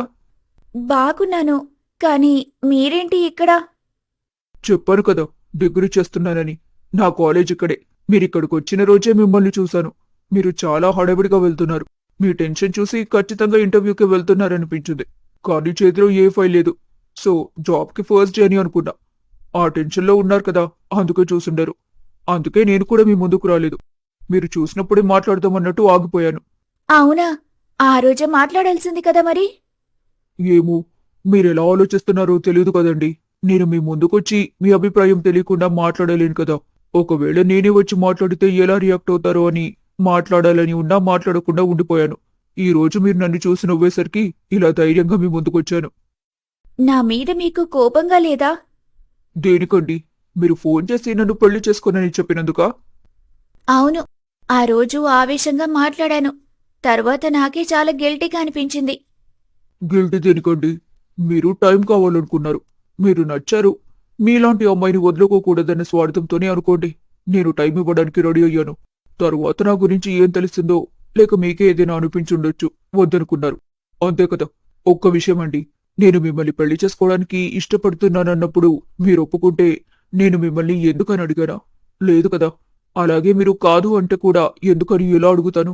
మీ మీద నాకు ఇష్టం ఉంది. అలా అని మీరు కూడా నన్ను ఇష్టపడండి అని చెప్పలేను కదా. నా ఇష్టం నాది, మీ ఇష్టం మీది. మీ ఆలోచన చాలా గొప్పగా ఉందండి. మిమ్మల్ని ఏ అమ్మాయి పెళ్లి చేసుకుంటుందో కాని నిజంగా చాలా అదృష్టవంతురాలు మీరు నాకు దక్కుంటే ఆ అదృష్టం నాదే అయ్యుండేది అని మనసులో అనుకున్నాడు రాజ్కుమార్. ఆ అదృష్టం దక్కాల్సిన దాన్ని నేను, కాని మిమ్మల్ని పెళ్లి చేసుకుని మీతో జీవితం పంచుకునే అదృష్టం నాకు లేదు. నాకంటే మంచి అమ్మాయి మీకు రావాలని ఆ దేవుణ్ణి కోరుకుంటున్నాను. ఇంతకు మించి నేనేం చేయలేను అని తన మనసులో అనుకుంటుంది రాణి. ఏంటండి, ఎదురుగా ఇంత మనిషిని పెట్టుకుని మీలో మీరే మాట్లాడుకుంటున్నారు? అదేం లేదండి, రేపు ఆఫీస్కి కొంచెం ఎర్లీగా వెళ్ళాలి. దాని గురించి ఆలోచిస్తున్నాను. అవునా? ఆఫీస్కి వెళ్ళాలి కదా మరి. డబ్బులు ఇస్తున్నారు కదా వాళ్ళు.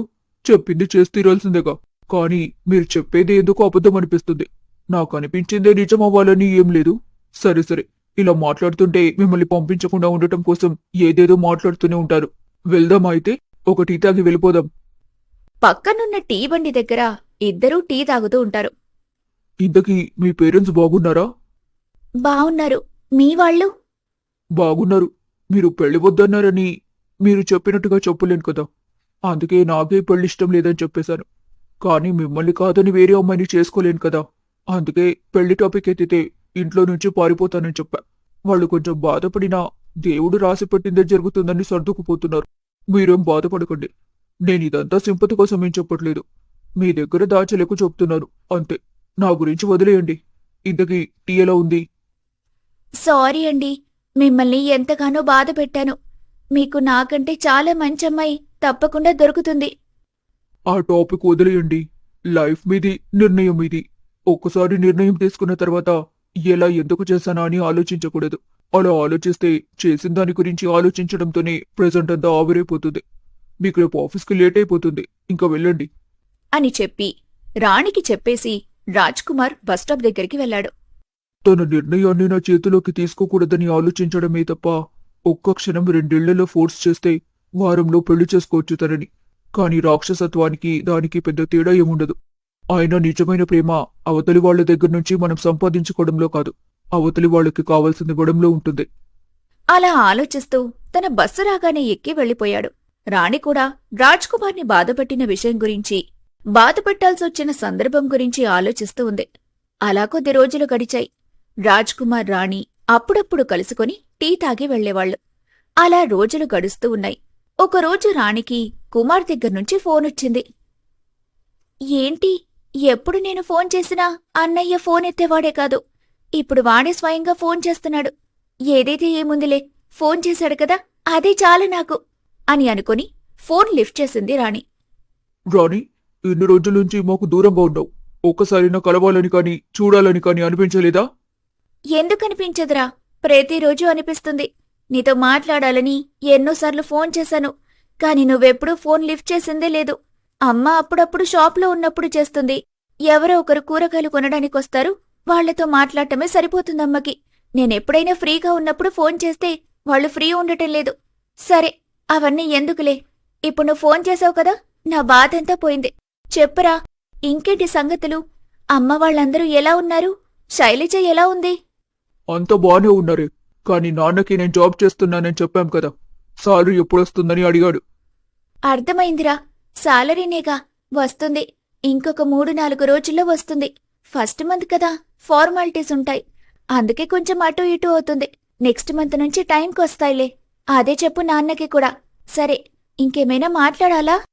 సరే, సాలరీ వచ్చాక పంపించవే. అవును, ఇంతకీ ఎంత పంపిస్తావు? నాన్నకి నా సాలరీ 25,000 అని చెప్పాను. అన్నయ్య, నాకొచ్చేది 30,000రా. దాంట్లో హాస్టల్ ఫీజు 6,000 రూపాయలు. ఇంకా ఆడపిల్లన్నాక నెలకి ఖర్చులుంటాయి కదా, అవన్నీ పోను నీకు 25,000 ఎలారా పంపించాలి? రాణి, నువ్వే నాన్న ముందు ఉద్యోగం అది ఇది మాట్లాడి ఇప్పుడు ఇలా మాట్లాడితే ఏంటర్థం? అయినా 6,000 హాస్టల్లో ఉండాల్సిన అవసరం ఏంటే? ఇంకా తక్కువ హాస్టల్స్ లేవా? ఇప్పుడు ఉండేది అన్నింటికన్నా తక్కువ. ఇంతకన్నా అంటే కష్టంరా. నీకు కావాల్సింది డబ్బులే కదా, ఇదొక్కటి చేసి పంపిస్తాన్లే. శైలజ హెల్త్ ఎలా ఉంది? బేబీ హెల్త్ ఎలా ఉంది ఇంతకీ? సరే, బానే ఉంది. నువ్వు ఆ డబ్బుల ఏర్పాట్లు చూడు, నేను మళ్ళీ చేస్తాను. రాణి సరే అని చెప్తుంటేనే ఫోన్ కట్ చేశాడు కుమార్. నేను ఎన్నిసార్లు ఫోన్ చేసినా లిఫ్ట్ చెయ్యనివాడు, వాడంతట వాడే ఫోన్ చేసినప్పుడే అర్థం చేసుకోవాలి వాడి అవసరమేదో ఉందని. శైలజ ఇంటికొచ్చినప్పట్నుంచి వీడి ప్రవర్తనలో చాలా మార్పొచ్చింది. ఆ మార్పుకి కారణం శైలజ అయ్యుండొచ్చా, లేదా ఓవర్ కాన్ఫిడెన్సేనా? కాని శైలజ మాటలు కూడా కొన్నిసార్లు నన్ను ఎంతగానో బాధపెట్టాయి. ముఖ్యంగా అమ్మా నాన్నలు నా మాట వినడం శైలజకి నచ్చలేదనుకుంటా. చిచి, అయినా నేనేంటి ఇలా ఆలోచిస్తున్నాను? వాడు నా అన్నయ్య, వాడలా ఎందుకు చూస్తాడు? వాడేదో బిజీగా ఉండే ఉంటాళ్లే అని తనకి తాను సర్ది చెప్పుకుంటుంది. సడన్ గా తన ఫోన్కి రాజ్కుమార్ నుంచి ఫోన్ రావటం చూసి ఆశ్చర్యపోతుంది రాణి. ఫోన్ లిఫ్ట్ చే హలో, చెప్పండి, కాల్ చేశారు? ఏం లేదండి, ఎందుకో మీకు కాల్ చేయాలనిపించింది. ఎందుకో అని నాకు కూడా తెలీదు. అనిపించింది చేశానంతే. తప్పుగా అనుకోవద్దు. మీకు డిస్టర్బ్గా ఉంటే కాల్ కట్ చేయండి, నో ప్రాబ్లం. లేదులేండి, కరెక్ట్ టైంకే కాల్ చేశారు. మీరు ఫ్రీ ఉంటే ఒకసారి వస్తారా? టీ తాగుతూ మాట్లాడుకుందాం. సరేనండి, వస్తాను.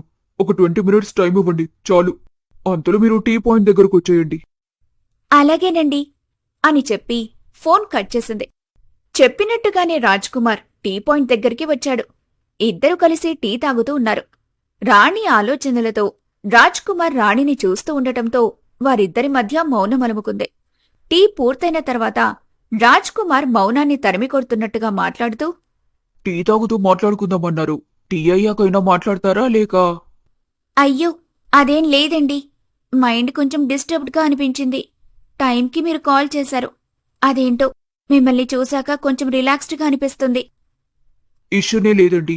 మీకు ఎప్పుడు లోన్లీగా అనిపించినా కాల్ చేయండి. ఉంటే కాలేజీలో ఉంటాను. పక్కనే కదా, 5 మినిట్స్లో వచ్చేస్తాను. లేదంటే పార్ట్ టైం వర్క్గా మా ఫ్రెండ్ కొరియర్ కంపెనీలో చేస్తున్నా. అదే డెలివరీ వర్కే కాబట్టి ఈ చుట్టుపక్కలే తిరుగుతూ ఉంటాను. ఎప్పుడు కావాలనుకుంటే అప్పుడు కాల్ చేయండి. ఎలాంటి లీగల్ సర్వీస్ అయినా నా దగ్గర అవైలబుల్గా ఉంది. జస్ట్ కాల్ అవే. మీతో మాట్లాడుతుంటే టైమే తెలియట్లేదండి. మిమ్మల్ని చేసుకోబోయే అమ్మాయి నిజంగా చాలా లక్కీ. అస్తమానం చేసుకోబోయే అమ్మాయి అనకండి. కొన్నిసార్లు కొన్ని మాటలు చేతుల కంటే ఎక్కువ ఇబ్బంది పెడతాయి. ఇంతకీ డిన్నర్ చేశారా లేదా? ఇంకా లేదండి. అమ్మ బాబోయ్, ఇంత టైం అయింది, ఇంకా డిన్నర్ చేయలేదా? ఏదైనా ఉంటే రేపు చూసుకుందాం. ముందు మీరు డిన్నర్ చేయండి. హాస్టల్ దగ్గర డ్రాప్ చేయాలా? లేదు, పక్కనే కదా, నేను వెళ్తాను సరే, అలాగే. ఇంకా స్టార్ట్ అవ్వండి మరి. అని అనగానే రాణి నడుచుకుంటూ హాస్టల్ దారిలో వెళ్తూ ఉంది. రాజ్ కుమార్ తనకి కొంత దూరంలో బైక్ లైట్ తన దారిలో పడేలా డ్రైవ్ చేస్తున్నాడు. హాస్టల్ దగ్గరికి చేరుకున్న తర్వాత రాణి థ్యాంక్స్ అని మెసేజ్ చేసింది. రాజ్ బాయ్ అని మెసేజ్ చేసి అక్కడ్నుంచి వెళ్లిపోయాడు. కొంతసేపటి తర్వాత రాజ్ కుమార్ నుంచి రాణికి కాల్ వచ్చింది. వెళ్లారా ఇంటికి? ఇప్పుడే వచ్చా. ఒకసారి మీ హాస్టల్ గేట్ దగ్గరికి వెళ్తారా? వెళ్తాను, బట్ బట్లేదు, ఏం లేదు. ముందు వెళ్ళండి మేడం. వెళ్తున్నాను. అడగడం మర్చిపోయాను. తిన్నారా లేదా? మీరేమనకూడదు. అంటే తినలేదన్నమాట. ఒక విధంగా బతికింటారులే. మీరు ఖచ్చితంగా తినుండారన్న నమ్మకం మీద కర్డ్ రైస్ ఆర్డర్ చేశాను. గేట్ దగ్గర వెయిటింగ్ మీకోసం. తీసుకుని ఇప్పటికైనా తినండి. అయ్యో, మీకెందుకండి కష్టం? నేనేదో ఒకటి తినేదాన్ని కదా. అందులో నా కష్టమేముంది? ఆర్డర్ చేశాను, వచ్చింది, అంతే. సరే సరే, తినేసి పడుకోండి. రేపు ఆఫీస్ ఉంది, గుర్తుంది కదా? గుర్తుందండి. Good night. Good night. Raj కుమార్కి తన పైనున్న కేరింగ్ చూసి రాణికి ఆశ్చర్యమేసింది. లోపల కొంత ఆనందంగా కూడా అనిపించింది. 2 రోజుల తర్వాత అనుకున్నట్టుగానే రాణికి సాలరీ వచ్చింది. వచ్చిన సాలరీలో హాస్టల్ ఫీజు కోసం పక్కకి పెట్టుకుని మిగిలిన డబ్బులన్నీ కుమార్కి పంపించింది. ఆ విషయం చెప్పడం కోసం కుమార్కి కాల్ చేసింది. అన్నయ్య, డబ్బులు పంపించాన్రా, చూసుకున్నావా? చాలా థ్యాంక్స్ రాణి. నువ్వు నా జీవితంలో ఉండటం నిజంగా నా అదృష్టం. అవును, నాన్న నీకు ఫోన్ చేస్తానన్నాడు, చేశాడా? లేదురా, అమ్మ మాట్లాడింది నిన్న. నాన్నే మాట్లాడలేదు. దేని గురించి ఫోన్ చేస్తానన్నాడు? ఆయనే మాట్లాడతాడులే. సరే, నేను కొంచెం బిజీగా ఉన్నాను, తర్వాత మాట్లాడతాను అని చెప్పి కుమార్ ఫోన్ కట్ చేసి శైలజ దగ్గరికి వెళ్ళాడు. ఏంటి, మీ అన్న చెల్లెళ్ల ముచ్చట్లు అప్పుడే అయిపోయాయా? అయినా ఏం మాట్లాడుకుంటారు? నేను చూస్తున్నాను. వారానికొక్కసారైనా మాట్లాడతారు, 4-5 నిమిషాలకి తగ్గకుండా. 4-5 నిమిషాలకి తగ్గకుండారా? కొద్ది నెలల క్రితం వరకు కూడా ప్రతి ఒక్క విషయం మాట్లాడుకునేవాళ్ళు. ఉదయం నుంచి రాత్రి పడుకునే వరకు మా మాటలు, గొడవలు, నవ్వులు పూర్తయ్యేవే కావు తెలుసా? ఏ శాపం తగిలిందో, లేక నేనే మారాడా? రాణి మారిపోయిందో అర్థం కానంతగా టైం మారిపోయింది. ప్రతి క్షణం నన్ను వదిలి ఉండలేని నా చెల్లికి ఇప్పుడేంటో నాతో మాట్లాడటానికి టైం దొరకడం లేదు. అవును, నేనొక విషయం అడుగుతాను, సమాధానం చెప్తావా కుమార్? అదేంటంటే, నీకు నేనంటే ఎక్కువ ఇష్టమా, లేదంటే రాణినా? రాణి నా చెల్లి, నువ్వు నా భార్యవి. ఎవరు ఎక్కువంటే నేనెలా చెప్పగలను? ఒకవేళ నువ్వే ఎక్కువని చెప్తే అది నీతో చెప్పిన మొదటి అబద్ధం అవుతుంది. అలా అని రాణి నీకంటే ఎక్కువ కాదు. ఇలాంటి ప్రశ్నకి ఏ అబ్బాయి సమాధానం చెప్పలేడు. చెప్పినా ఆడవాళ్ళకి అర్థం కాదు. అర్థం కాదంటే ఏంటి? అర్థమయ్యేలా చెప్తే ఎందుకు అర్థం కాదు? అదిగో, అక్కడ చూస్తున్న పెళ్లైన అబ్బాయిల సమాధానాలు విను. అత్త కోడళ్ళు, వదిన మరదళ్ల మధ్యలో నలిగిపోయే భర్తలు ఏం మాట్లాడుతున్నారు? మీరు దీనికి కనెక్ట్ అయి ఉంటే కామెంట్స్ లో మీటు అని కామెంట్ చేయండి. ఇంతలో నారాయణ గదిలోకొచ్చాడు. నాన్నా, ఏమైంది నాన్నా? అదేం లేదురా, చిట్టి డబ్బుల కోసం ప్రకాశం మన ఇంటికి వస్తాడు. నాకేమో ఈ నెల డబ్బులు రావటం కష్టంగానే ఉంది. ఒకవేళ ప్రకాశం వస్తే నువ్వు బయటకు వెళ్ళి నాన్న ఇంట్లో లేడని చెప్తావా? నాన్న, ఎందుకు కంగారు పడుతున్నావు? ఇంతకీ చిట్టి డబ్బులెంత? 5,000 రూపాయలురా. నువ్వేం కంగారు పడుకు నాన్నా. నీ కొడుకు ఊరికే ఇంట్లో కూర్చున్నాడనుకుంటున్నావా? పని చేస్తున్నాను నాన్న. ప్రకాశం ఇంటికి వచ్చే అవసరమేముంది? ఆయన ఫోన్ నెంబర్ చెప్పు, నేనే ఫోన్ చేసి ఫోన్లోనే పంపించేస్తాను డబ్బులు. అవునా, ఇప్పుడే తెస్తానురా నంబరు అని పేపర్ మీద రాసున్న నంబరు పట్టుకొనొచ్చాడు నారాయణ. కుమార్ ఆ నంబర్ తీసుకుని ప్రకాశానికి ఫోన్ చేసి డబ్బులు పంపించేశాడు. రేయ్, నా అవసరాలు తీర్చే డబ్బులు సంపాదించేంత పెద్దడివైపోయావురా. నా చేతుల్లో పెరిగిన పిల్లల్లానే ఉన్నావు. నాన్న, నేను ఇంకొద్ది రోజుల్లో ఇంకో బిడ్డకి నాన్ననివ్వబోతున్నా. అయినా నీకు చిన్నపిల్లల్లానే కనిపిస్తున్నానా? నీ పిల్లోడు పెద్దయ్యాక కూడా నువ్వు నాకు చిన్న పిల్లాడివేరా. నువ్వు కూడా తండ్రి అవుతావు కదా, అప్పుడు తెలుస్తుందిలే నీకు కూడా. సర్లే, రా నాన్న, బయటకు వెళ్ళొద్దాం. నేను నీకు ఉన్నన్ని రోజులు ఎవరి ముందు దాక్కోవాల్సిన అవసరం లేదు. తండ్రిని తీసుకుని ఊర్లోకి వెళ్ళాడు కుమార్. ఊరంతా తిరుగుతూ ఇంటికి కావలసిన వస్తువులు కొనుక్కొని అలాగే తండ్రి సంతోషానికి ఒక చిన్న మద్యం బాటిల్ తీసుకుని ఇంటికొచ్చాడు కుమార్. వాళ్లకి ఎదురొచ్చిన లక్ష్మితో ఎంతో సంతోషంగా నారాయణ మాట్లాడుతూ, లక్ష్మి, చూసావా మన కొడుకు? సంపాదించి చిట్టి కట్టడమే కాదు, ఇంట్లోకి కావలసిన వస్తువులు కూడా తీసుకున్నాడు. నాకెంత సంతోషంగా ఉందో చెప్పలేను. శైలేజ మీరిద్దరూ బయటికి వెళ్లారని చెప్పినప్పటినుంచి నేను కూడా అంతే సంతోషంగా ఉన్నాను. సరే, లోపలికి రండి, ఏదైనా మంచి వంట చేసి పెడతాను అన్నట్టు రాణికి ఈ విషయం చెప్పేవారా కుమార్? ఇప్పుడే ఫోన్ చేస్తానమ్మా. రాణి, ఎలా ఉన్నావే? ఏం చేస్తున్నావు? ఇప్పుడే ఆఫీస్ నుంచి వచ్చాన్రా. ఆఫీస్ కాదే, ఇన్స్టిట్యూట్ అని చెప్పాలి. ఏదో జాబ్ చేస్తున్న దాంట్లో మాట్లాడతావేంటి? నువ్వు చదువుకుంటున్నావు కదా. సరేరా, ఇప్పుడే ఇన్స్టిట్యూట్ నుండి వచ్చాను. సరే గాని, నీ హాస్టల్ ఫీజు కొని 6,000 రూపాయలు నీకు పంపించాను, చూసుకున్నావా? ఇంకేదైనా ఖర్చులుంటే డబ్బులు అడుగు, ఎలాగోలా పంపిస్తా. బాగా చదువుకో. సరే అన్నయ్య, అలాగే. ఇలా ఇవ్వురా ఫోను అని కుమార్ చేతిలో నుంచి ఫోన్ లాక్కుని మాట్లాడుతుంది లక్ష్మి. ఏమే, అన్నయ్య నువ్వు చదివింది ఒకే చదువు కదా. వాడేమో ఇంటి పట్టునే ఉంటూ గర్భవతి భార్యని చూసుకుంటూనే ఉద్యోగం చేసుకుంటూ డబ్బులు సంపాదిస్తున్నాడు. నువ్వింకా చదువులని వాణ్ణి ఇబ్బంది పెట్టకపోతే ఉద్యోగమేదో చేసుకోవచ్చు కదా. ఆయన ఉద్యోగం సద్యోగం ఏది వద్దులే కాని తొందరగా ఇంటికొచ్చేయ్. ఒక మంచి సంబంధం చూసి పెళ్లి చేసేస్తా. అమ్మా, నేనితో తర్వాత మాట్లాడతాను అని ఫోన్ కట్ చేసింది రాణి. ఇదే మంచి సమయం, ఇంట్లో నేను మంచి పేరు తెచ్చుకోవడానికి అని అనుకొని చెకచెక లక్ష్మి దగ్గరికి వెళ్లిన శైలజ, అయ్యో, రాణి అప్పుడే ఫోన్ కట్ చేసిందా అత్తయ్య? నేను కూడా తనతో మాట్లాడదామనుకున్నానే. నాతో మాట్లాడడానికి కూడా దానికి తీరిక లేదులే అమ్మా. ఇంక నీతో ఏం మాట్లాడుతుందిలే. డబ్బులిస్తున్నాడు కాబట్టి కుమార్ ఒక్కడితోనే మాట్లాడుతుంది, అంతే. మీకెలా ఉందో తెలీదు కాని అత్తయ్య, మా పెళ్లైనప్పటినుంచి రాణి చాలా మారిపోయిందనిపిస్తుంది నాకు. బహుశా నేనింటికి రావటం రాణికి ఇష్టం లేదేమో అనిపిస్తుంది. అలా ఏం లేదులే శైలజ, నువ్వలాంటి విషయాలు మనసులో పెట్టుకోకు. సరే, వంటగదిలోకి రా, ఏదైనా మంచి వంట చేసి పెడదాం మనోళ్ళకి అని శైలజని వంటగదిలోకి తీసుకుని వెళ్ళింది లక్ష్మి. శైలజ వంట చేస్తూ ఉంటే లక్ష్మి మనసులో శైలజ చెప్పిన మాటలే తిరుగుతున్నాయి. నెమ్మది నెమ్మదిగా రాణి మీద అనుమానం మొదలైంది లక్ష్మి మనసులో. ఇంతలో నారాయణ ఫోన్ మాట్లాడుతూ లక్ష్మి దగ్గరకొచ్చాడు. నాకెందుకో ఆ అమ్మాయికొచ్చిన పెళ్లి సంబంధం మీద నమ్మకం లేదు లక్ష్మి. వాళ్ళన్నట్టు 2 ఏళ్లు మనం వెయిట్ చేసిన తర్వాత వాళ్ళు పెళ్లి చేసుకోమంటే ఏంటి పరిస్థితి? నాకు అదే అనిపించింది, కానీ చెప్పలేదు, అంతే. వేరే సంబంధాలు చూడ్డమే మంచిదని నా అభిప్రాయం అని వీళ్ళిద్దరూ మాట్లాడుకుంటూ ఉండటంతో శైలజ తన మనసులో, రాణి, ఇంకొకసారి నిన్ను ఇంటికి రాకుండా చూసుకునే బాధ్యత నాది, నా మీద నమ్మకముంచు అని అనుకుంటుంది. రాణి ఎప్పటికైనా అమ్మానాన్నని కలుస్తానని, మునుపటిలా ప్రేమగా అమ్మానాన్నలతో ఉండొచ్చని అనుకుంటుంది. కాని శైలజ మాత్రం రాణిని ఎప్పటికీ ఇంటికి రాకుండా చేయాలనుకుంటుంది. ఆ ప్రయత్నంలోనే ఇంటివాళ్లకి రాణి మీద కోపం వచ్చేలా మాట్లాడటం మొదలుపెట్టింది. శైలజ ప్రయత్నం శైలజ చేస్తుండగా రాణి తండ్రి నారాయణ ముందుగా ఒప్పుకున్న రాజ్కుమార్తో కాకుండా వేరే ఇంకెవరితో అయినా రాణి పెళ్లి చెయ్యాలనుకున్నాడు. సిటీలో కలుసుకుని నెమ్మది నెమ్మదిగా దగ్గరవుతున్న రాణి రాజ్కుమార్ విడిపోక తప్పదా? లేదా రాణి రాజ్కుమార్ కోసం తన కుటుంబాన్ని ఎదిరించి తన ప్రేమని దక్కించుకుంటుందా? అలా చేస్తే ఇంట్లో తల్లిదండ్రి ఒప్పుకుంటారా? శైలజ ఎప్పటికీ రాణిని ఇంటికి రానివ్వనన్న మాట నెగ్గే అవకాశముందా?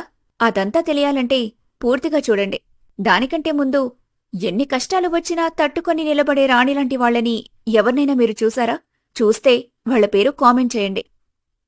అదేంటి, అమ్మ కాని నాన్న కాని 2-3 రోజుల నుంచి ఫోన్ చేయలేదు, ఏదైనా ప్రాబ్లం అయ్యుండొచ్చా అని రాణి అనుకొని చకచకా ఫోన్ తీసి లక్ష్మికి ఫోన్ చేస్తుంది. రాణి, నీకు 100 ఏళ్లే. ఏమైందమ్మా? నేనే ఫోన్ చేద్దామని మీ నాన్నతో అంటున్నా. ఫోన్ తీస్తున్నాను, మాటల్లోనే నువ్వే ఫోన్ చేశావు. సరే చెప్పమ్మా, ఏంటి సంగతి? ఏం లేదే, నీ పెళ్లి గురించే మాట్లాడుకుంటున్నాం. అదేంటంటే మంగళగిరి సుబ్బారావు మావయ్య ఉన్నాడు కదా, వాళ్ళ అన్నయ్య నిన్న మాతో మాట్లాడాడు. నిన్న కొత్తగా మాట్లాడినట్టు చెప్తావేంటమ్మా? అప్పుడు ఫంక్షన్స్లో అలా కలిసినప్పుడు మాట్లాడతారు కదా వాళ్ళు. ఆ మాట్లాడ్డం వేరు, ఈ మాట్లాడ్డం వేరు. వాళ్ళ అబ్బాయికి నిన్ను అడుగుతున్నారే, దాని గురించే మాట్లాడారు. అమ్మా, చెప్పాను కదా నాకు పెళ్లి ఇష్టం లేదని. ఎందుకిలా ఫోర్స్ చేస్తారు? పెళ్లి ఇష్టం లేదంటే ఏంటర్థం? ఎవరినైనా ప్రేమించావా? అలాంటి పనుల కోసమే కోర్స్ పేరు చెప్పి సిటీకి వెళ్ళావా? అమ్మా, అలా కాదమ్మా. అర్థం చేసుకోవడానికి ట్రై చెయ్యమ్మా. నాకిప్పుడే పెళ్లి వద్దు, ప్లీజ్. నీకు చెప్పలేను. అలాగని మీరు పెళ్లి పెళ్లి అంటే చేసుకోలేను. నేను పెళ్లి చేసుకుంటే కొన్ని జీవితాలు పాడవుతాయమ్మా. నోర్ముయ్, వెదవగాన. నోటికొచ్చినట్టు వాగుతున్నావు. పెళ్లి చేసుకుంటే వేరే వాళ్ల జీవితాలు పాడబట్టమేంటి? మతుండే మాట్లాడుతున్నావా? నాకెందుకో నీ ప్రవర్తన తేడాగా అనిపిస్తుంది. వెంటనే నిన్ను చూడాలి. ఇప్పుడే బయలుదేరి ఇంటికొచ్చేయ్. ఎప్పుడు ఇంటికా? కుదరదు, ఆఫీస్ ఉంది. అదే క్లాసెస్ ఉన్నాయి. సండే వస్తాలే కాని. చెప్పు, అన్నయ్య శైలజ బాగున్నారా? నాన్నేం చేస్తున్నాడమ్మా? అందరూ బాగానే ఉన్నారు. శైలజ వాళ్ళమ్మ రేపో ఎల్లుండో వస్తానంది. శైలజని పుట్టింటికి తీసుకెళ్తుంది కాబోలు. అవునా? సర్లే అమ్మా, క్లాస్ టైం అవుతుంది, వచ్చాక కాల్ చేస్తాను అని చెప్పి రాణి ఫోన్ కట్ చేసి ఆఫీస్కి రెడీ అయ్యి వెళ్తుంది. తర్వాత రోజు ఉదయాన్నే జయంతి కూతురు దగ్గరికి వెళ్ళింది. వదినా, ప్రయాణం బాగా జరిగిందా? మీరొస్తారనే ఈరోజు మహిళా మండలి మీటింగ్ కూడా క్యాన్సిల్ చేసుకుని మరీ మీకోసం ఎదురు చూస్తున్నాను. అవునా వదినా? అవును, అన్నయ్య కనిపించడం లేదు. బయటికెళ్ళాడా? అవును, వచ్చేస్తాళ్లే ఒక గంటలో. సరే, ఆలోపు టిఫిన్ చెయ్యొచ్చు. రావదినా. వాళ్లలా మాట్లాడుకుంటూ ఉండగా శైలజ తన గదిలో నుంచి బయటకొచ్చింది. అమ్మా, ఎప్పుడొచ్చావే? నాన్నెలా ఉన్నాడు? బానే ఉన్నాడు. నేనైనా అప్పుడో ఇప్పుడు వచ్చి నిన్ను చూసి వెళ్తున్నాను కాని మీ నాన్న రాలేకపోయాడు కదా. నిన్ను చూసి చాలా రోజులవుతుందని చిన్న బెంగపడుతున్నాడు. మరి అన్నయ్యను కూడా తీసుకొని రావాల్సింది వదినా. అలా కాదు వదినా, అమ్మాయినే ఇంటికి తీసుకెళ్దామని అడుగుదామనొచ్చాను. దానర్థం మీరు తనని సరిగ్గా చూసుకోవడం లేదని కాదు. చిన్నప్పటినుంచి మేము అమ్మాయిని వదిలి ఉండలేదు కదా. ఒక్కసారి వదిలి ఉండాలంటే కాస్త ఇబ్బందిగా ఉంది, అందుకని. అంతేకాకుండా దానికి కూడా పుట్టింటికి రావాలని ఉంటుంది కదా. డెలివరీ అయ్యాక ఎలాగో ఉండాల్సింది ఇక్కడే కదా. ఈ కొద్ది రోజులు మా దగ్గరుంటే మాకు కొంత సంతోషంగా ఉంటుంది. కాదనకండి. అయ్యో, అంతలా అడిగేదేముందోదినా. మీ అమ్మాయి ఎప్పుడు కావాలంటే అప్పుడు మీరు తీసుకెళ్లొచ్చు. శైలజ ఇష్టంతో వస్తానంటే మాకేం అభ్యంతరం లేదు. తనతో మాట్లాడండి. మీ నిర్ణయమేదో మీ అన్నయ్య వచ్చాక ఆయనతో కూడా ఒకసారి చెప్పండి. ఇప్పుడైతే టిఫిన్ చేద్దాం రండి. శైలజ, నువ్వు కూడా రామ్మా. అందరూ కలిసి టిఫిన్ చేస్తూ ఉంటారు. కాసేపటికి నారాయణ కూడా రావటంతో జయంతి నారాయణ కుమార్లతో మాట్లాడి తన కూతుర్ని పుట్టింటికి తీసుకుని వెళ్తుంది. శైలు, నీకు ప్రయాణాలకి వాటికి ఏమీ ఇబ్బంది లేదు కదా? ఇప్పటికైతే లేదమ్మా. ముందు ముందు ఇబ్బంది అయ్యేలాగే ఉంది. అన్నట్టు రెగ్యులర్గా చెకప్ చేయించారా లేదా? లేదింకా. దాని గురించి ఆలోచిస్తున్నాం. ఇంతలో నువ్వొచ్చావు. మనకు తెలిసిన హాస్పిటల్ ఉంది, అక్కడ చూపిద్దాంలే. వీలు చూసుకొని అల్లుణ్ణి రమ్మని చెప్పు. సరే, చెప్తాన్లే. 2-3 రోజుల్లో రమ్మని. కుమార్ డబ్బుల కోసం కంగారు పడుతూ రాణికి ఫోన్ చేశాడు. ఏంట్రా, ఏదైనా అర్జెంట్ పనా? లేదంటే ఈవినింగ్ మాట్లాడతారా? ఆఫీస్ టైం అయింది. అర్జెంట్ అంటే కొంచెం అలాంటిదే. శైలజ వాళ్ళు పుట్టింటికెళ్ళింది. ఫస్ట్ డెలివరీ వాళ్లే చేస్తామనుకున్నారు, కానీ చెకప్ చేయించడానికి నేను వెళ్ళాలి. నా దగ్గర ఒక్క రూపాయి కూడా లేదు. నువ్వేమైనా అరేంజ్ చేయగలవేమో అని కాల్ చేశాను. రేయ్, మొన్న శాలరీ పడగానే డబ్బులన్నీ నీకే కదరా పంపించాను. అవి కాక నా దగ్గర ఇంకెక్కడున్నాయిరా? నాకు నువ్వు తప్ప ఇంకొక దారి ఉంది రాణి. నువ్వే ఏదో ఒకటి చేవా ప్లీజ్. అరే, నేనేం చేయగలనురా? నాకిక్కడ ఎవరు తెలుసురా? నువ్వే ఎలాగోలా మేనేజ్ చేసుకో ప్లీజ్. అలా అంటే ఎలా రాణి? జాబ్ చేసేదానివి నువ్వే. అలా అంటే నా పరిస్థితి ఏంటి? నిన్ను నమ్ముకొనున్నాను. ఇప్పుడు నువ్వు ఇలా హ్యాండ్ ఇస్తే ఏం చేయాలి? ఏం చేస్తాంలే, తప్పుతుందా? నా చావేదో నేను చేస్తాను. అత్తారింటికి వెళ్ళి, అత్త నా పరిస్థితిది, చేతుల్లో రూపాయి లేదు, మీరే చూసుకోండని కాళ్ల మీద పడిపోతాను. ఇంకా వాళ్ళు మాట్లాడడానికి ఏముంది చెప్పు? ఒప్పుకున్న పెళ్లికి వాయించక తప్పదన్నట్టు వాళ్లే హాస్పిటల్లో చూయించుకుంటారు. ఒరే అన్నయ్య, అలాంటి పరిస్థితి నేను నీకు రానిస్తానారా? నాకొక గంట టైం ఇవ్వు, ఏదో ఒకటి చేస్తాన్లే. రాణికి ఏం చెయ్యాలో పాలుపోక ఆలోచిస్తూ ఉంటుంది. ఇంతలో ఆఫీస్ నుంచి ఫోన్ రావటంతో ఫోన్ మాట్లాడి ఆఫీస్ దారి పట్టింది. రోడ్పై నడుస్తూ వెళ్తుండగా ఎదురుగా రాజ్కుమార్ కనిపించాడు. రాణి దిగాలుగా ఉండటం చూసి అతను వెంటనే ఆమె దగ్గరికొచ్చాడు. ఏంటండి అంత డల్గా ఉన్నారు? హెల్త్ బానే ఉందా? హెల్త్ బానే ఉంది, కానీ మనసే బాలేదు. నాకు చెప్పడానికి అభ్యంతరం లేదంటే చెప్పండి. నేనేదైనా చేయగలిగితే చేస్తాను. చెప్పడానికి ఏం అభ్యంతరం లేదు, కానీ మీకు చెప్పి అనవసరంగా ఇబ్బంది పెడతానేమో అనిపిస్తుంది. నేను దేనికి ఇబ్బంది పడతానో కూడా మీరే అనుకుంటారా? ముందైతే చెప్పండి, తర్వాత ఇబ్బందో కాదో చూద్దాం. మా అన్నయ్య నా దగ్గర డబ్బులుంచమని పంపించాడు. కానీ నేను వాటిని హాస్టల్ ఫీజుకి వాడేశాను. ఇప్పుడు వాడికి ఆ డబ్బులు అవసరం వచ్చాయంట. ఏం చేయాలో నాకు అర్థం కావటం లేదు. దీనికై ఇంత టెన్షన్ పడుతున్నారా? హాస్టల్ ఫీజు కట్టేశానని చెప్పండి. అసలు విషయం చెప్పలేక వేరేలా చెప్తుంటే దానికి ఇతను ఇంకోలా సొల్యూషన్ చెప్తున్నాడేంటి? ఇతనికి ఎలా చెప్పాలి? నాకొక విషయం అర్థమైంది. మీరు చెప్పాల్సిన విషయం ఒకటి, అది అలా చెప్పలేక మీరింకేదో చెప్పడానికి ట్రై చేస్తున్నారు. కానీ మీకు అబద్ధం చెప్పడం కూడా సరిగ్గా రావట్లేదు. ఎలా బ్రతుకుతారో ఏంటో. మీకు కావాల్సింది డబ్బులే కదా, ఎంతో చెప్పండి. నా ప్రాబ్లం మీ మీద వేస్తున్నానని నా బాధ. అందుకే చెప్పాలనుకోలేదు. అమౌంట్ ఎంతో చెప్పమంటే ఎక్స్ప్లెనేషన్ ఇస్తున్నారేంటి? జస్ట్ వన్ థింగ్, అమౌంట్ ఎంత? 6000. 10 నిమిషాల్లో మీ అకౌంట్లో పడిపోతాయి. మీరింకేం ఆలోచించకుండా ప్రశాంతంగా ఆఫీస్కి వెళ్ళండి. అని చెప్పి రాజ్కుమార్ రాణిని తను వెళ్లేవైపు పంపించి పక్కకెళ్లి ఫోన్ మాట్లాడి కాసేపట్లో రాణి వెళ్లిన కొంతసేపట్లోనే డబ్బులు పంపించాడు. డబ్బులు రాగానే రాణి వెంటనే తన అన్నయ్యకి పంపించేసి రాజ్కుమార్కి ఫోన్ చేసింది. థ్యాంక్స్ లాంటివేమైనా చెప్పాలనుకుంటే వెంటనే కాల్ కట్ చేయండి. సరే చెప్పండి. కానీ మీకు డబ్బులు అబ్బాయిలు సంపాదన అడగకూడదన్న విషయం మీకు తెలుసా? తెలియకే అడిగానులేండి. ఓకే, ఈవినింగ్ టీ పాయింట్ దగ్గర కలుద్దాం. అలాగే, కలుద్దాం మహారాణి. మీ కార్యాలయమునందు కార్యకలాపాలకు వేలైనట్టుగా ఉంది. సెలవు మరి. అలాగే రాజకుమారా. సాయంకాలం విహారమునందు తేనీరు తాగుతూ అలసటని దించుకుందాం చిత్తం మహారాణి. అని ఫోన్ కట్ చేశాడు రాజ్కుమార్. రాణి రాజ్కుమార్ పరిచయం నెమ్మదిగా స్నేహంగా మారుతుండగా శైలజ పుట్టింట్లో రాణి గురించి మంతనాలు జరుగుతున్నాయి. అమ్మా, ఒక అమ్మాయున్న ఎవరింట్లో అయినా ఎలా ఉంటుందే? అబ్బాయి ఏం చేసినా పేరెంట్స్ వెనకేసుకురావటం, అమ్మాయిని ఇంట్లో నుంచి బయటకు వెళ్లనివ్వకుండా అది చేస్తే తప్పు, ఇది చేస్తే తప్పు అంటూ ప్రతిదానికి రెస్ట్రిక్షన్స్ పెట్టి పంజరంలో చిలకలాగా బంధించడమే కదా ఏ ఇంట్లో అయినా జరిగేది. కాని మా అత్తారింట్లో ఏంటే దానికి రివర్స్లో జరుగుతుంది. అర్థం కాలేదే. కుమార్ ఉన్నాడు కదా, కుమార్ చెప్పిన మాట ఇంట్లో ఎవ్వరూ పెద్దగా పట్టించుకోరు. అదే విషయం రాణి చెప్తే అందరూ సరే అన్నట్టుగా మాట్లాడతారమ్మా. అసలా ఇంట్లో రాణికున్న మర్యాద కుమార్కి లేనేలేదు. అందుకే నెమ్మదిగా రాణిని సైడ్ చేయాలనుకున్నా. అనుకున్నట్టు కొంతవరకైతే చేయగలిగాను. దాన్ని పూర్తిగా చేయాలి. రాణిని ఇంట్లో అడుగు పెట్టనివ్వకుండా చేయాలి. అప్పుడే ఇంట్లో కుమార్ మాట నిలబడుతుంది. అలాగే నా పెత్తనం నడుస్తుంది. కాని రాణి పెళ్లి పేరుతో మళ్లీ ఇంటికొచ్చే అవకాశం ఉంది. దాని గురించే ఏం చెయ్యాలని ఆలోచిస్తున్నానే. ఏం చేద్దామంటావో చెప్పమ్మా. పిచ్చితనం. రాణికి పెళ్ళా? అవకాశమే లేదు. నేనున్నంత వరకు దానికి పెళ్లి జరగదు, జరగనివ్వను. నువ్వు జరగనివ్వకపోవడమేంటమ్మా? నాకేం అర్థం కాలేదు. ఇందులో నీకు సంబంధమేంటి? అర్థం కాకపోవడానికి ఏముంది ఇందులో? సరే, వివరంగా చెప్తాను విను. నిన్ను అమ్మమ్మ వాళ్ళింటికి పంపించినప్పుడు రాణి నీ ఫ్రెండ్ అని చెప్పి ఇంటికొచ్చింది. ఫ్రెండ్ అని చెప్పొచ్చిందా? కాని ఏం మాట్లాడ్డానికొచ్చింది? ఇంతకీ తనెందుకొచ్చింది? ఓ, వచ్చి చాలా మాట్లాడిందిలే. అన్నింట్లో హైలైట్ విషయం ఏంటంటే భీష్మ శపథం చేసింది. మీరిద్దరూ సంతోషంగా ఉండడానికి తనది పూచి అంట. అలా లేని పక్షంలో తను పెళ్లి చేసుకోకుండా ఉంటానంది. మా గురించి తాను పెళ్లి చేసుకోకుండా ఉంటానని మాటిచ్చిందా? అమ్మా, క్లియర్గా చెప్పవే. క్లియర్గా చెప్పేదేముంది? ఆ రోజు నీకోసం ఇంటికొచ్చాను కదా, ఆ రోజు నువ్వు రాణితో ఇబ్బంది పడుతుండటం నేను గమనించాను. నీకు రాణి మీద కోపం ఉందని అర్థమైంది.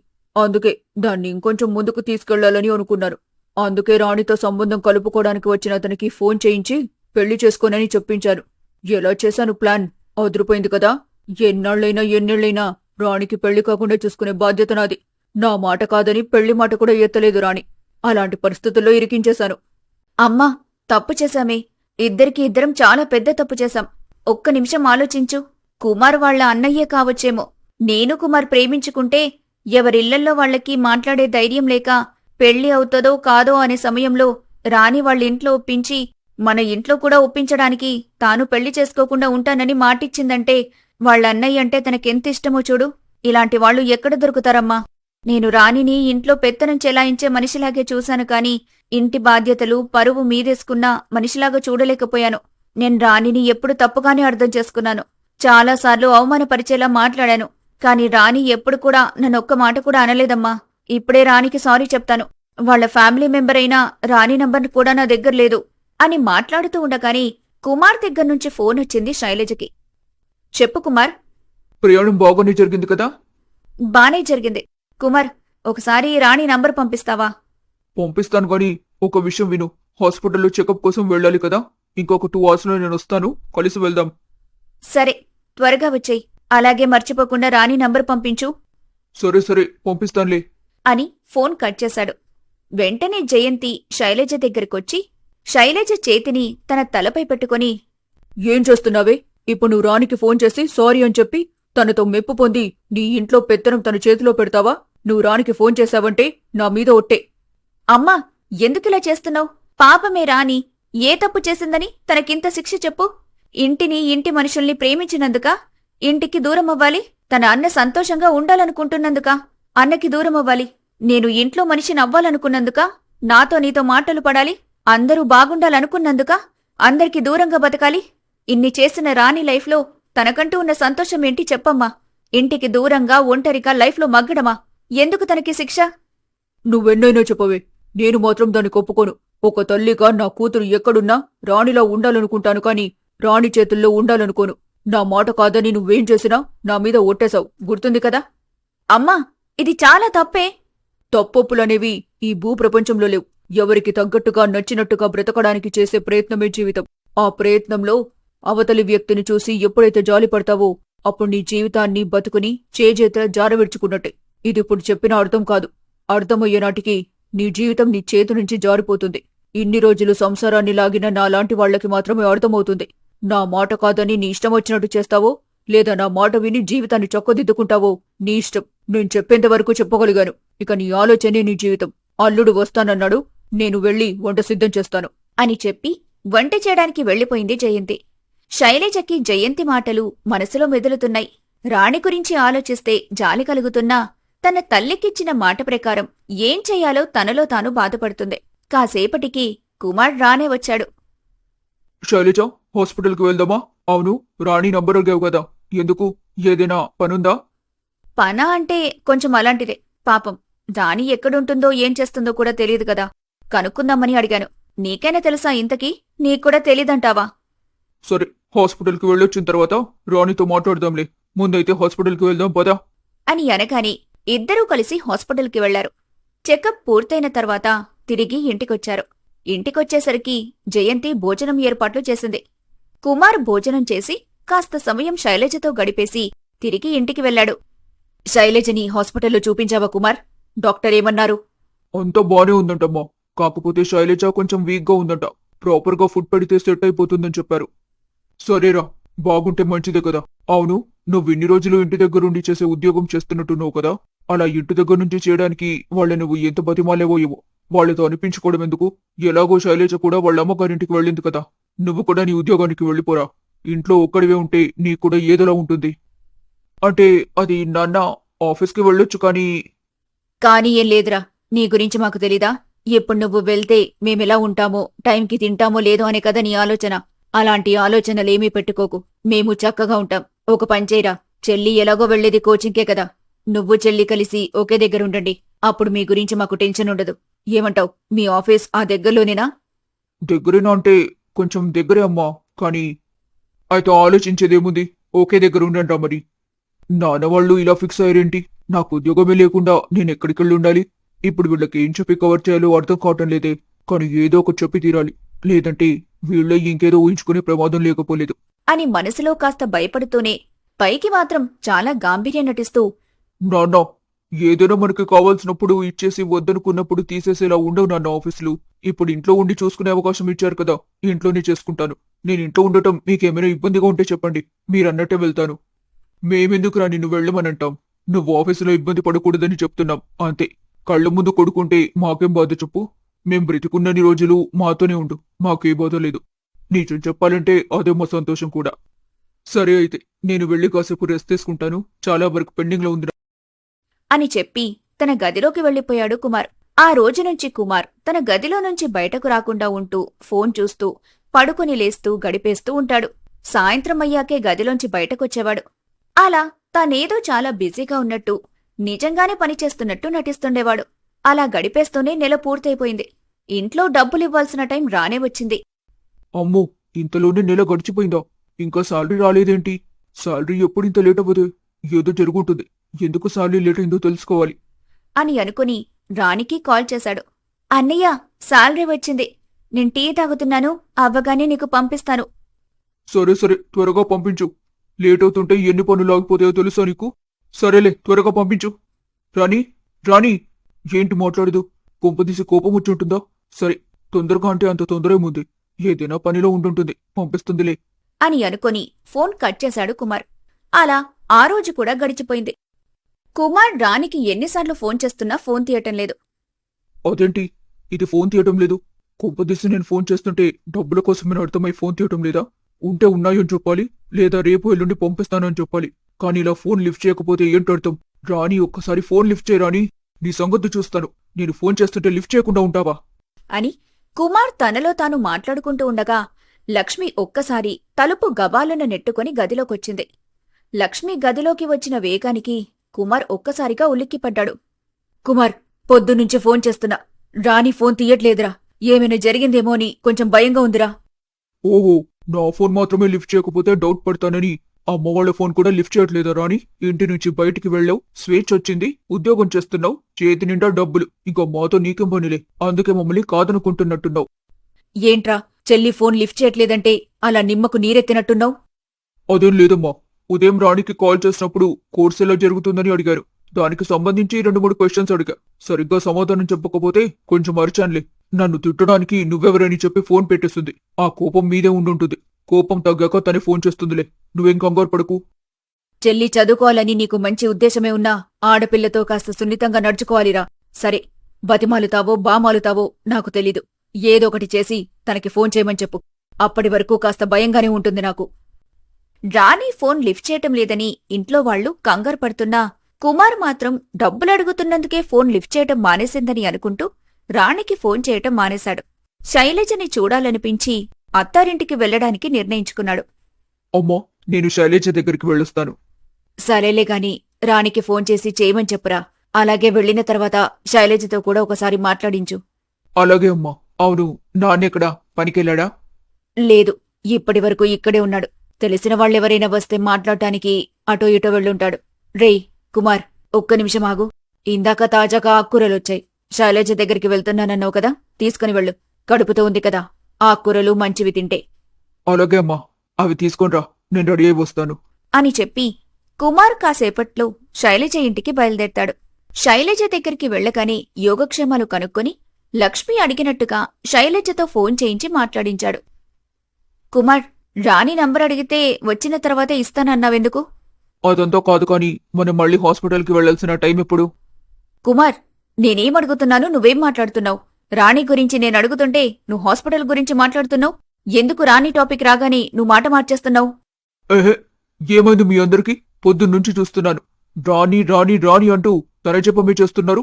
రాణి ఫోన్ లిఫ్ట్ చేయకపోతే దానికి నేనేం చేయాలి? జాబ్లో జాయిన్ అయినప్పటి నుంచి రాణికి కాస్త పొగరు పెరిగింది. నేను తన దగ్గర డబ్బులు తీసుకుంటే చులకనైపోతానా? ఇప్పుడు నాకు జాబ్ లేదు, అంత మాత్రాన చులకనగా చూడాలా? అది గనక నాకు డబ్బులు ఇస్తుంటే అంత అటిట్యూడ్ చూపించాలా? కుమార్, ఒక్క నిమిషం. నీకు డబ్బులు పంపిస్తుంది రాణీనా? అంటే నువ్వు నెల నెలా నీ జీతమని చెప్పుకుంటున్న డబ్బులు రాణి పంపిస్తున్న డబ్బులా? అవును. అయితే ఏంటిప్పుడు? అది పంపిస్తే తర్వాత నేను జాబ్ చేసినప్పుడు నేను ఇవ్వలేనా ఏంటి?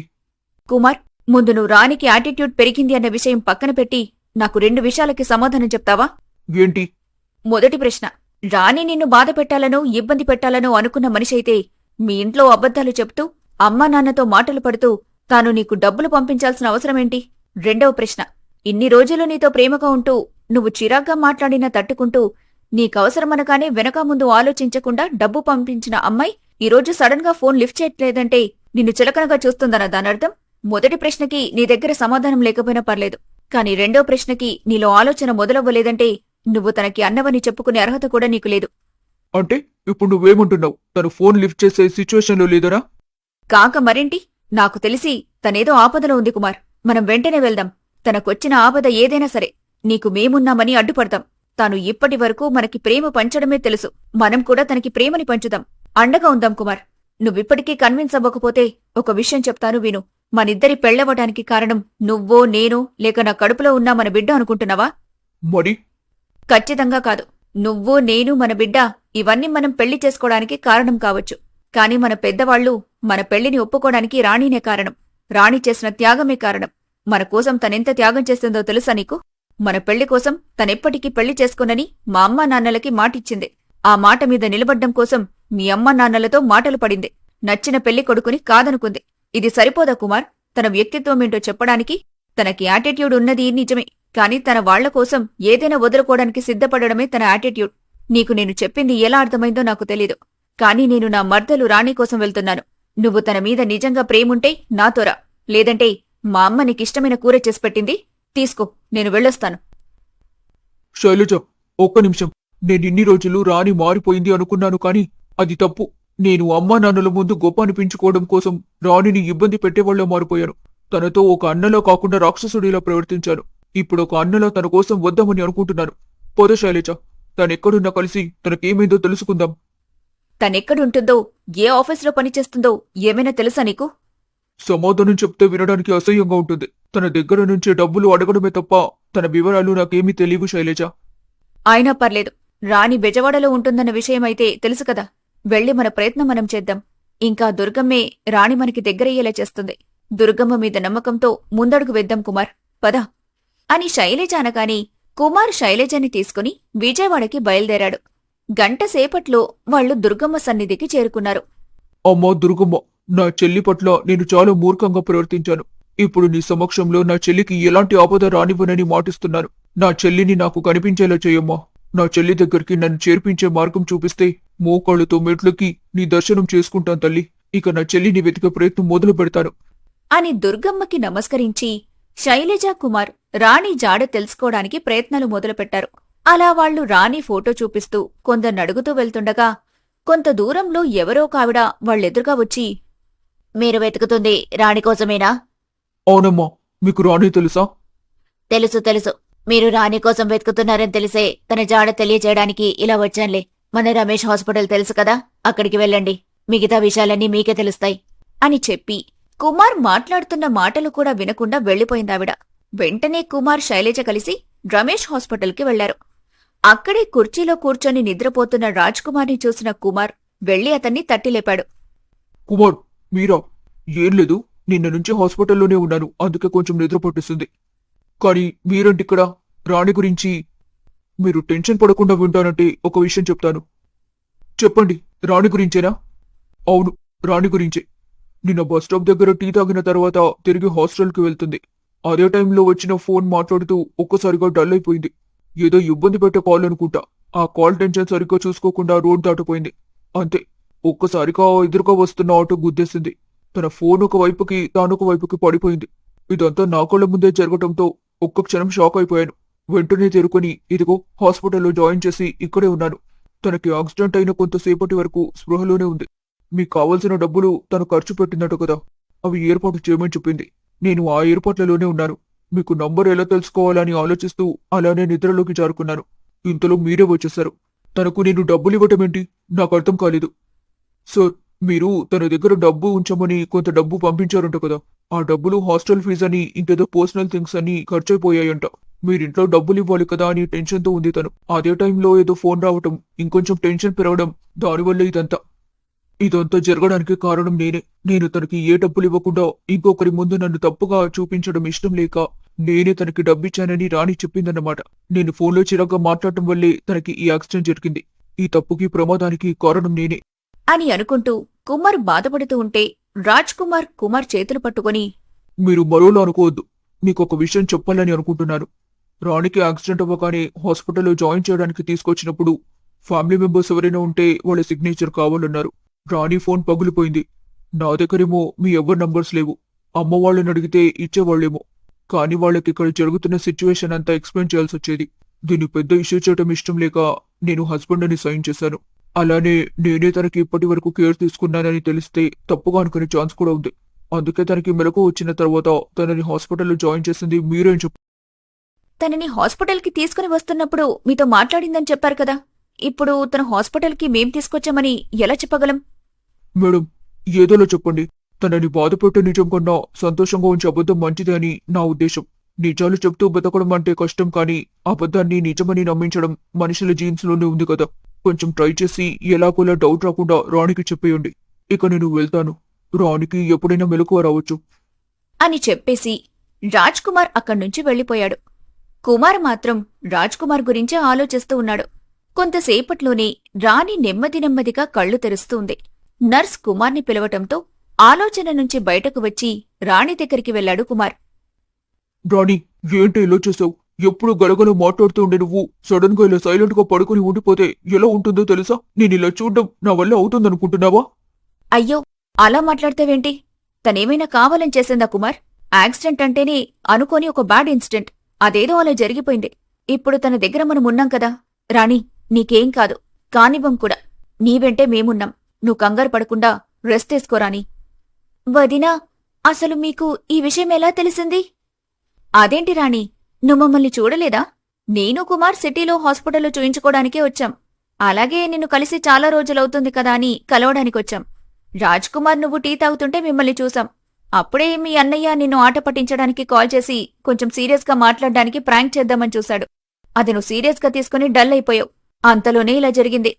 మరి రాజ్కుమార్ ఎక్కడా? ఇప్పటి వరకు ఇక్కడే ఉన్నాడు రాణి. ఇందాకే ఇంటికి వెళ్తానని వెళ్ళాడు. నీకు మెలకువ వస్తే చెప్పమన్నాడు. చెప్తే వస్తాడులే. నేను డాక్టర్ని కలిసి వస్తాను. శైలజ, అంతలో రాణికి ఆ జ్యూస్ చేసి ఇవ్వచ్చు కదా. తనకెందుకురా పని చెప్తావు? అవును, ఇంతకీ మీరు హాస్పిటల్లో చూయించుకున్నారా? బేబీ హెల్త్ ఎలా ఉందన్నారు? అంతా బాగానే ఉంది రాణి. కడుపులో బేబీ అత్తయ్య అత్తయ్య అని అడుగుతుంటే నువ్వేమో ఇలా బెడ్ మీదున్నావు. సరే సరే, సెట్ అయిపోతుందిలే శైలజ. వాళ్లలా మాట్లాడుకుంటూ ఉంటే కుమార్ డాక్టర్ని తీసుకుని వచ్చాడు. డాక్టర్ రాణిని చెక్ చేసి సాయంత్రానికి ఇంటికి తీసుకెళ్లొచ్చు అని చెప్పాడు. పొదవే, ఇక్కడుంటూ నువ్వు ఇలా ఇబ్బంది పడటం వద్దు. మనం మన ఇంటికి వెళ్దాం పదా. అన్నయ్య, కామెడీగా ఉందా నీకు? నాకిక్కడ జాబ్ ఉంది. అది వదిలేసి ఎలారా రావడం? జాబ్ కోసం మమ్మల్ని వదిలేసి ఇంత దూరం వచ్చావు కదా, అలానే మా కోసం జాబ్ని వదిలేసి వచ్చాయి. ప్రశాంతంగా ఇంట్లో ఉండొచ్చు. మన అమ్మ నాన్న డబ్బెలా సంపాదిస్తున్నారో తెలియనంతవరకే మనం ఏదైనా చేయగలంరా. ఒక్కసారి వాళ్లు పడే కష్టం తెలిసి మనం డబ్బులు సంపాదించే రోజు వచ్చిన తర్వాత వాళ్ల కోసం వాళ్లనే వదులుకునేంత దూరం వెళ్ళిపోవడం తప్ప వేరే మార్గం కనిపించదు. అందరికీ ఇలానే ఉంటుందో లేదో నాకు తెలీదు, కాని నేను జాబ్ని కాదనుకొని ఇంటికి రాలేను. అలా కాదే పిచ్చిమర్దల, నువ్విక్కడ ఇంత కష్టపడి జాబ్ చేసి ఏం చేస్తున్నావు? మీ అన్నకే కదా ఇస్తున్నావు. ఇప్పుడు మీ అన్నయ్య వద్దంటున్నారు కదా, ఇంక నీకేం బాధ? శైలజ అలా మాట్లాడగాని రాణి బిత్తరపోయి చూస్తూ ఉంది. కంగారు పడొద్దు. శైలజకి అన్ని విషయాలు చెప్పాను. ఇంకా నువ్వు జాబ్ చేసి నాకు డబ్బులు పంపించి వాటిని నేను నా సాలరీ అని చెప్పే అవసరం ఏం లేదు. అమ్మా నాన్నలతో నాకు జాబ్ లేదని చెప్పేస్తాను. ప్రశాంతంగా ఇంటికి వెళ్ళిపోదాం పదా. రేయ్, ఏంట్రా నువ్వు? హాస్పిటల్ బెడ్ మీద నేనుంటే ఎమోషనల్ డ్రామా స్టార్ట్ చేశావు. నువ్వెప్పటి నుంచి అన్నయ్య ఇంత వీక్ మైండెడ్ పర్సన్లా తయారయ్యావు? ఇంతకీ నా ఫోన్ ఏది? పాపం, నీతో పాటు దానికి కూడా యాక్సిడెంట్ అయింది కదా.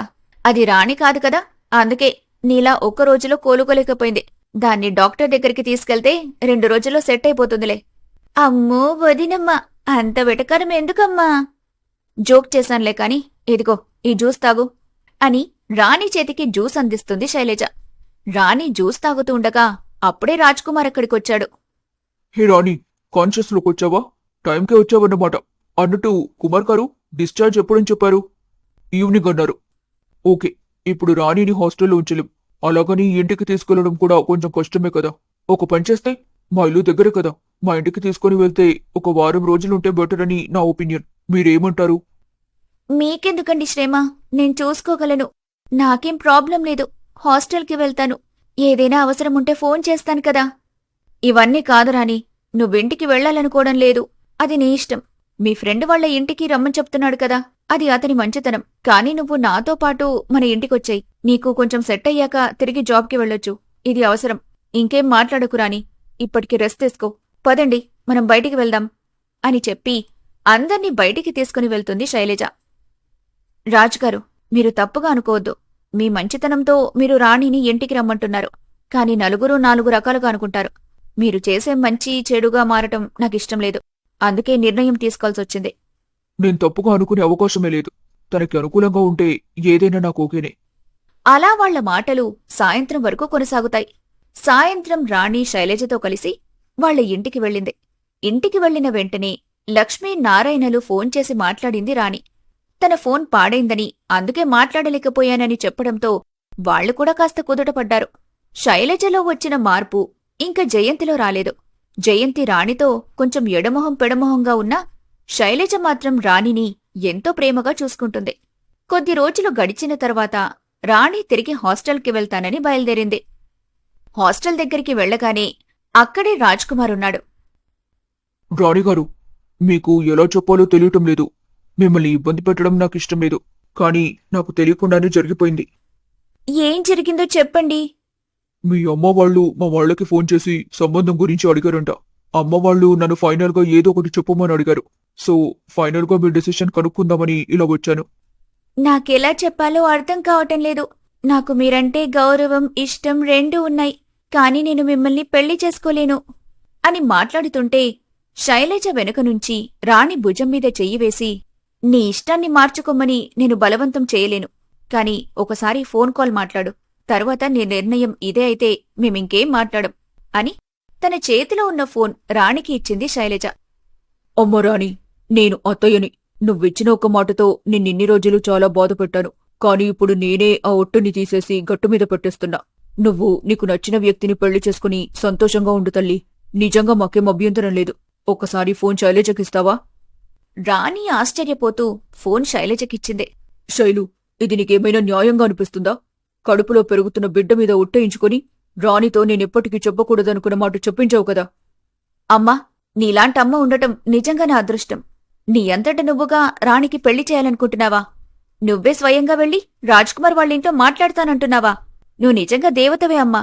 సరే సరే, అలాగే వెళ్ళి అసలు విషయం చెప్పి మాట్లాడేసి ముహూర్తం త్వరగా పెట్టించేయి. ఇలా ఇరికించావా శైలు? ఏం చేస్తాను? తప్పుతుందా?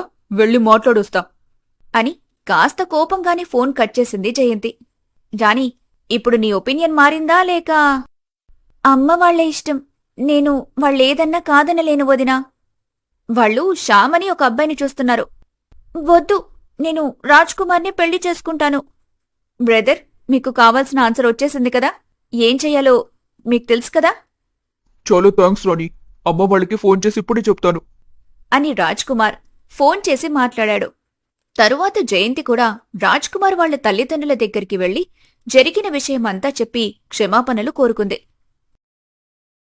అయిందేదో అయిపోయింది. మీ అమ్మాయి సంతోషం కోసం మీరు చూశారు. ఒక తల్లిగా ఎవరైనా ఇలానే చేస్తారు. ఇప్పుడు మీ అమ్మాయి సంతోషంగానే ఉంది కదా. ఇంక రాణి మీద మీ కోపం అనవసరం. ఇంకొక విషయం, ఈ విషయమంతా మాకు మీరు చెప్పాల్సిన అవసరం లేదు. కాని చెప్పారంటే మీకు తెలియకుండానే మీలో శైలజ సేఫ్గా ఉందన్న నమ్మకం వచ్చింది. దానివల్ల మీలో మార్పొచ్చింది. ఇక ఈ విషయం ఇక్కడితో సమాధి చేసేయండి. మనం పెళ్లి పనులు చూసుకుందామా? చాలా సంతోషం. మరిక నేను వెళ్ళొస్తాను అని జయంతి వెళ్లిపోయింది. తరువాతి రోజు నుంచే పెళ్లి పనులు మొదలయ్యాయి. రాణి రాజ్కుమార్ల పెళ్లి ఘనంగా జరిగిపోయింది. మొదటి రాత్రి రోజు రాణి రాజ్కుమార్ గదిలో ఉండగా, రాణి, మీకు నాతో ఎలాంటి ఇబ్బందులు లేవు కదా? ఇప్పుడు అడిగేది? అయినా అలాంటివేమీ లేవు. అన్నట్టు మీ బిజినెస్ ఎలా నడుస్తుంది? దానికేంటి, నడుస్తూనే ఉంది. అవును, మన పెళ్లిలో మీ అన్నయ్య కొంచెం ఇబ్బంది పడినట్టు అనిపించింది. ఏదైనా ప్రాబ్లమా? ఇన్ని రోజులు మీ దగ్గర ఒక విషయం దాచాను. ఇప్పుడింక దాచలేను. అదేంటంటే అన్నయ్యకి జాబ్ లేదు.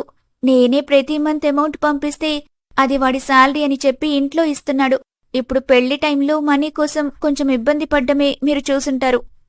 ఇది చెప్పడానికి ఇబ్బంది పడ్డారా ఇన్ని రోజులు? ఇదసలు ప్రాబ్లమే కాదు. అంటే మనకి పెళ్ళైంది కదా, ఇలాంటి విషయాలు మీ దగ్గర దాచకూడదని చెబుతున్నాను. పెళ్ళైనా ఇంకేదైనా ఎవరి పర్సనల్స్ వాళ్లవే. చెప్పాలనుకుంటేనే చెప్పాలి. చెప్పాలి కాబట్టి చెప్పాల్సిన అవసరం లేదు. మీ అన్నయ్య ఎప్పటిలాగానే మనీ పంపించొచ్చు. నాకేం అభ్యంతరం లేదు. ఏదైనా డబ్బుల విషయంలో అవసరమున్నా మొహమాటం లేకుండా నన్ను అడగొచ్చు కూడా. కానీ ఈ విషయం నాకు తెలుసని మీ అన్నయ్యకి తెలియనివ్వద్దు. కొంచెం ఇబ్బంది పడతాడేమో కదా. చాలా చాలా చాలా థ్యాంక్స్ అండి. సరేలేండి, థ్యాంక్స్ చెప్పి దూరం చేస్తారెందుకు? మీరు అండి అంటే దూరం చేసినట్టు కాదా?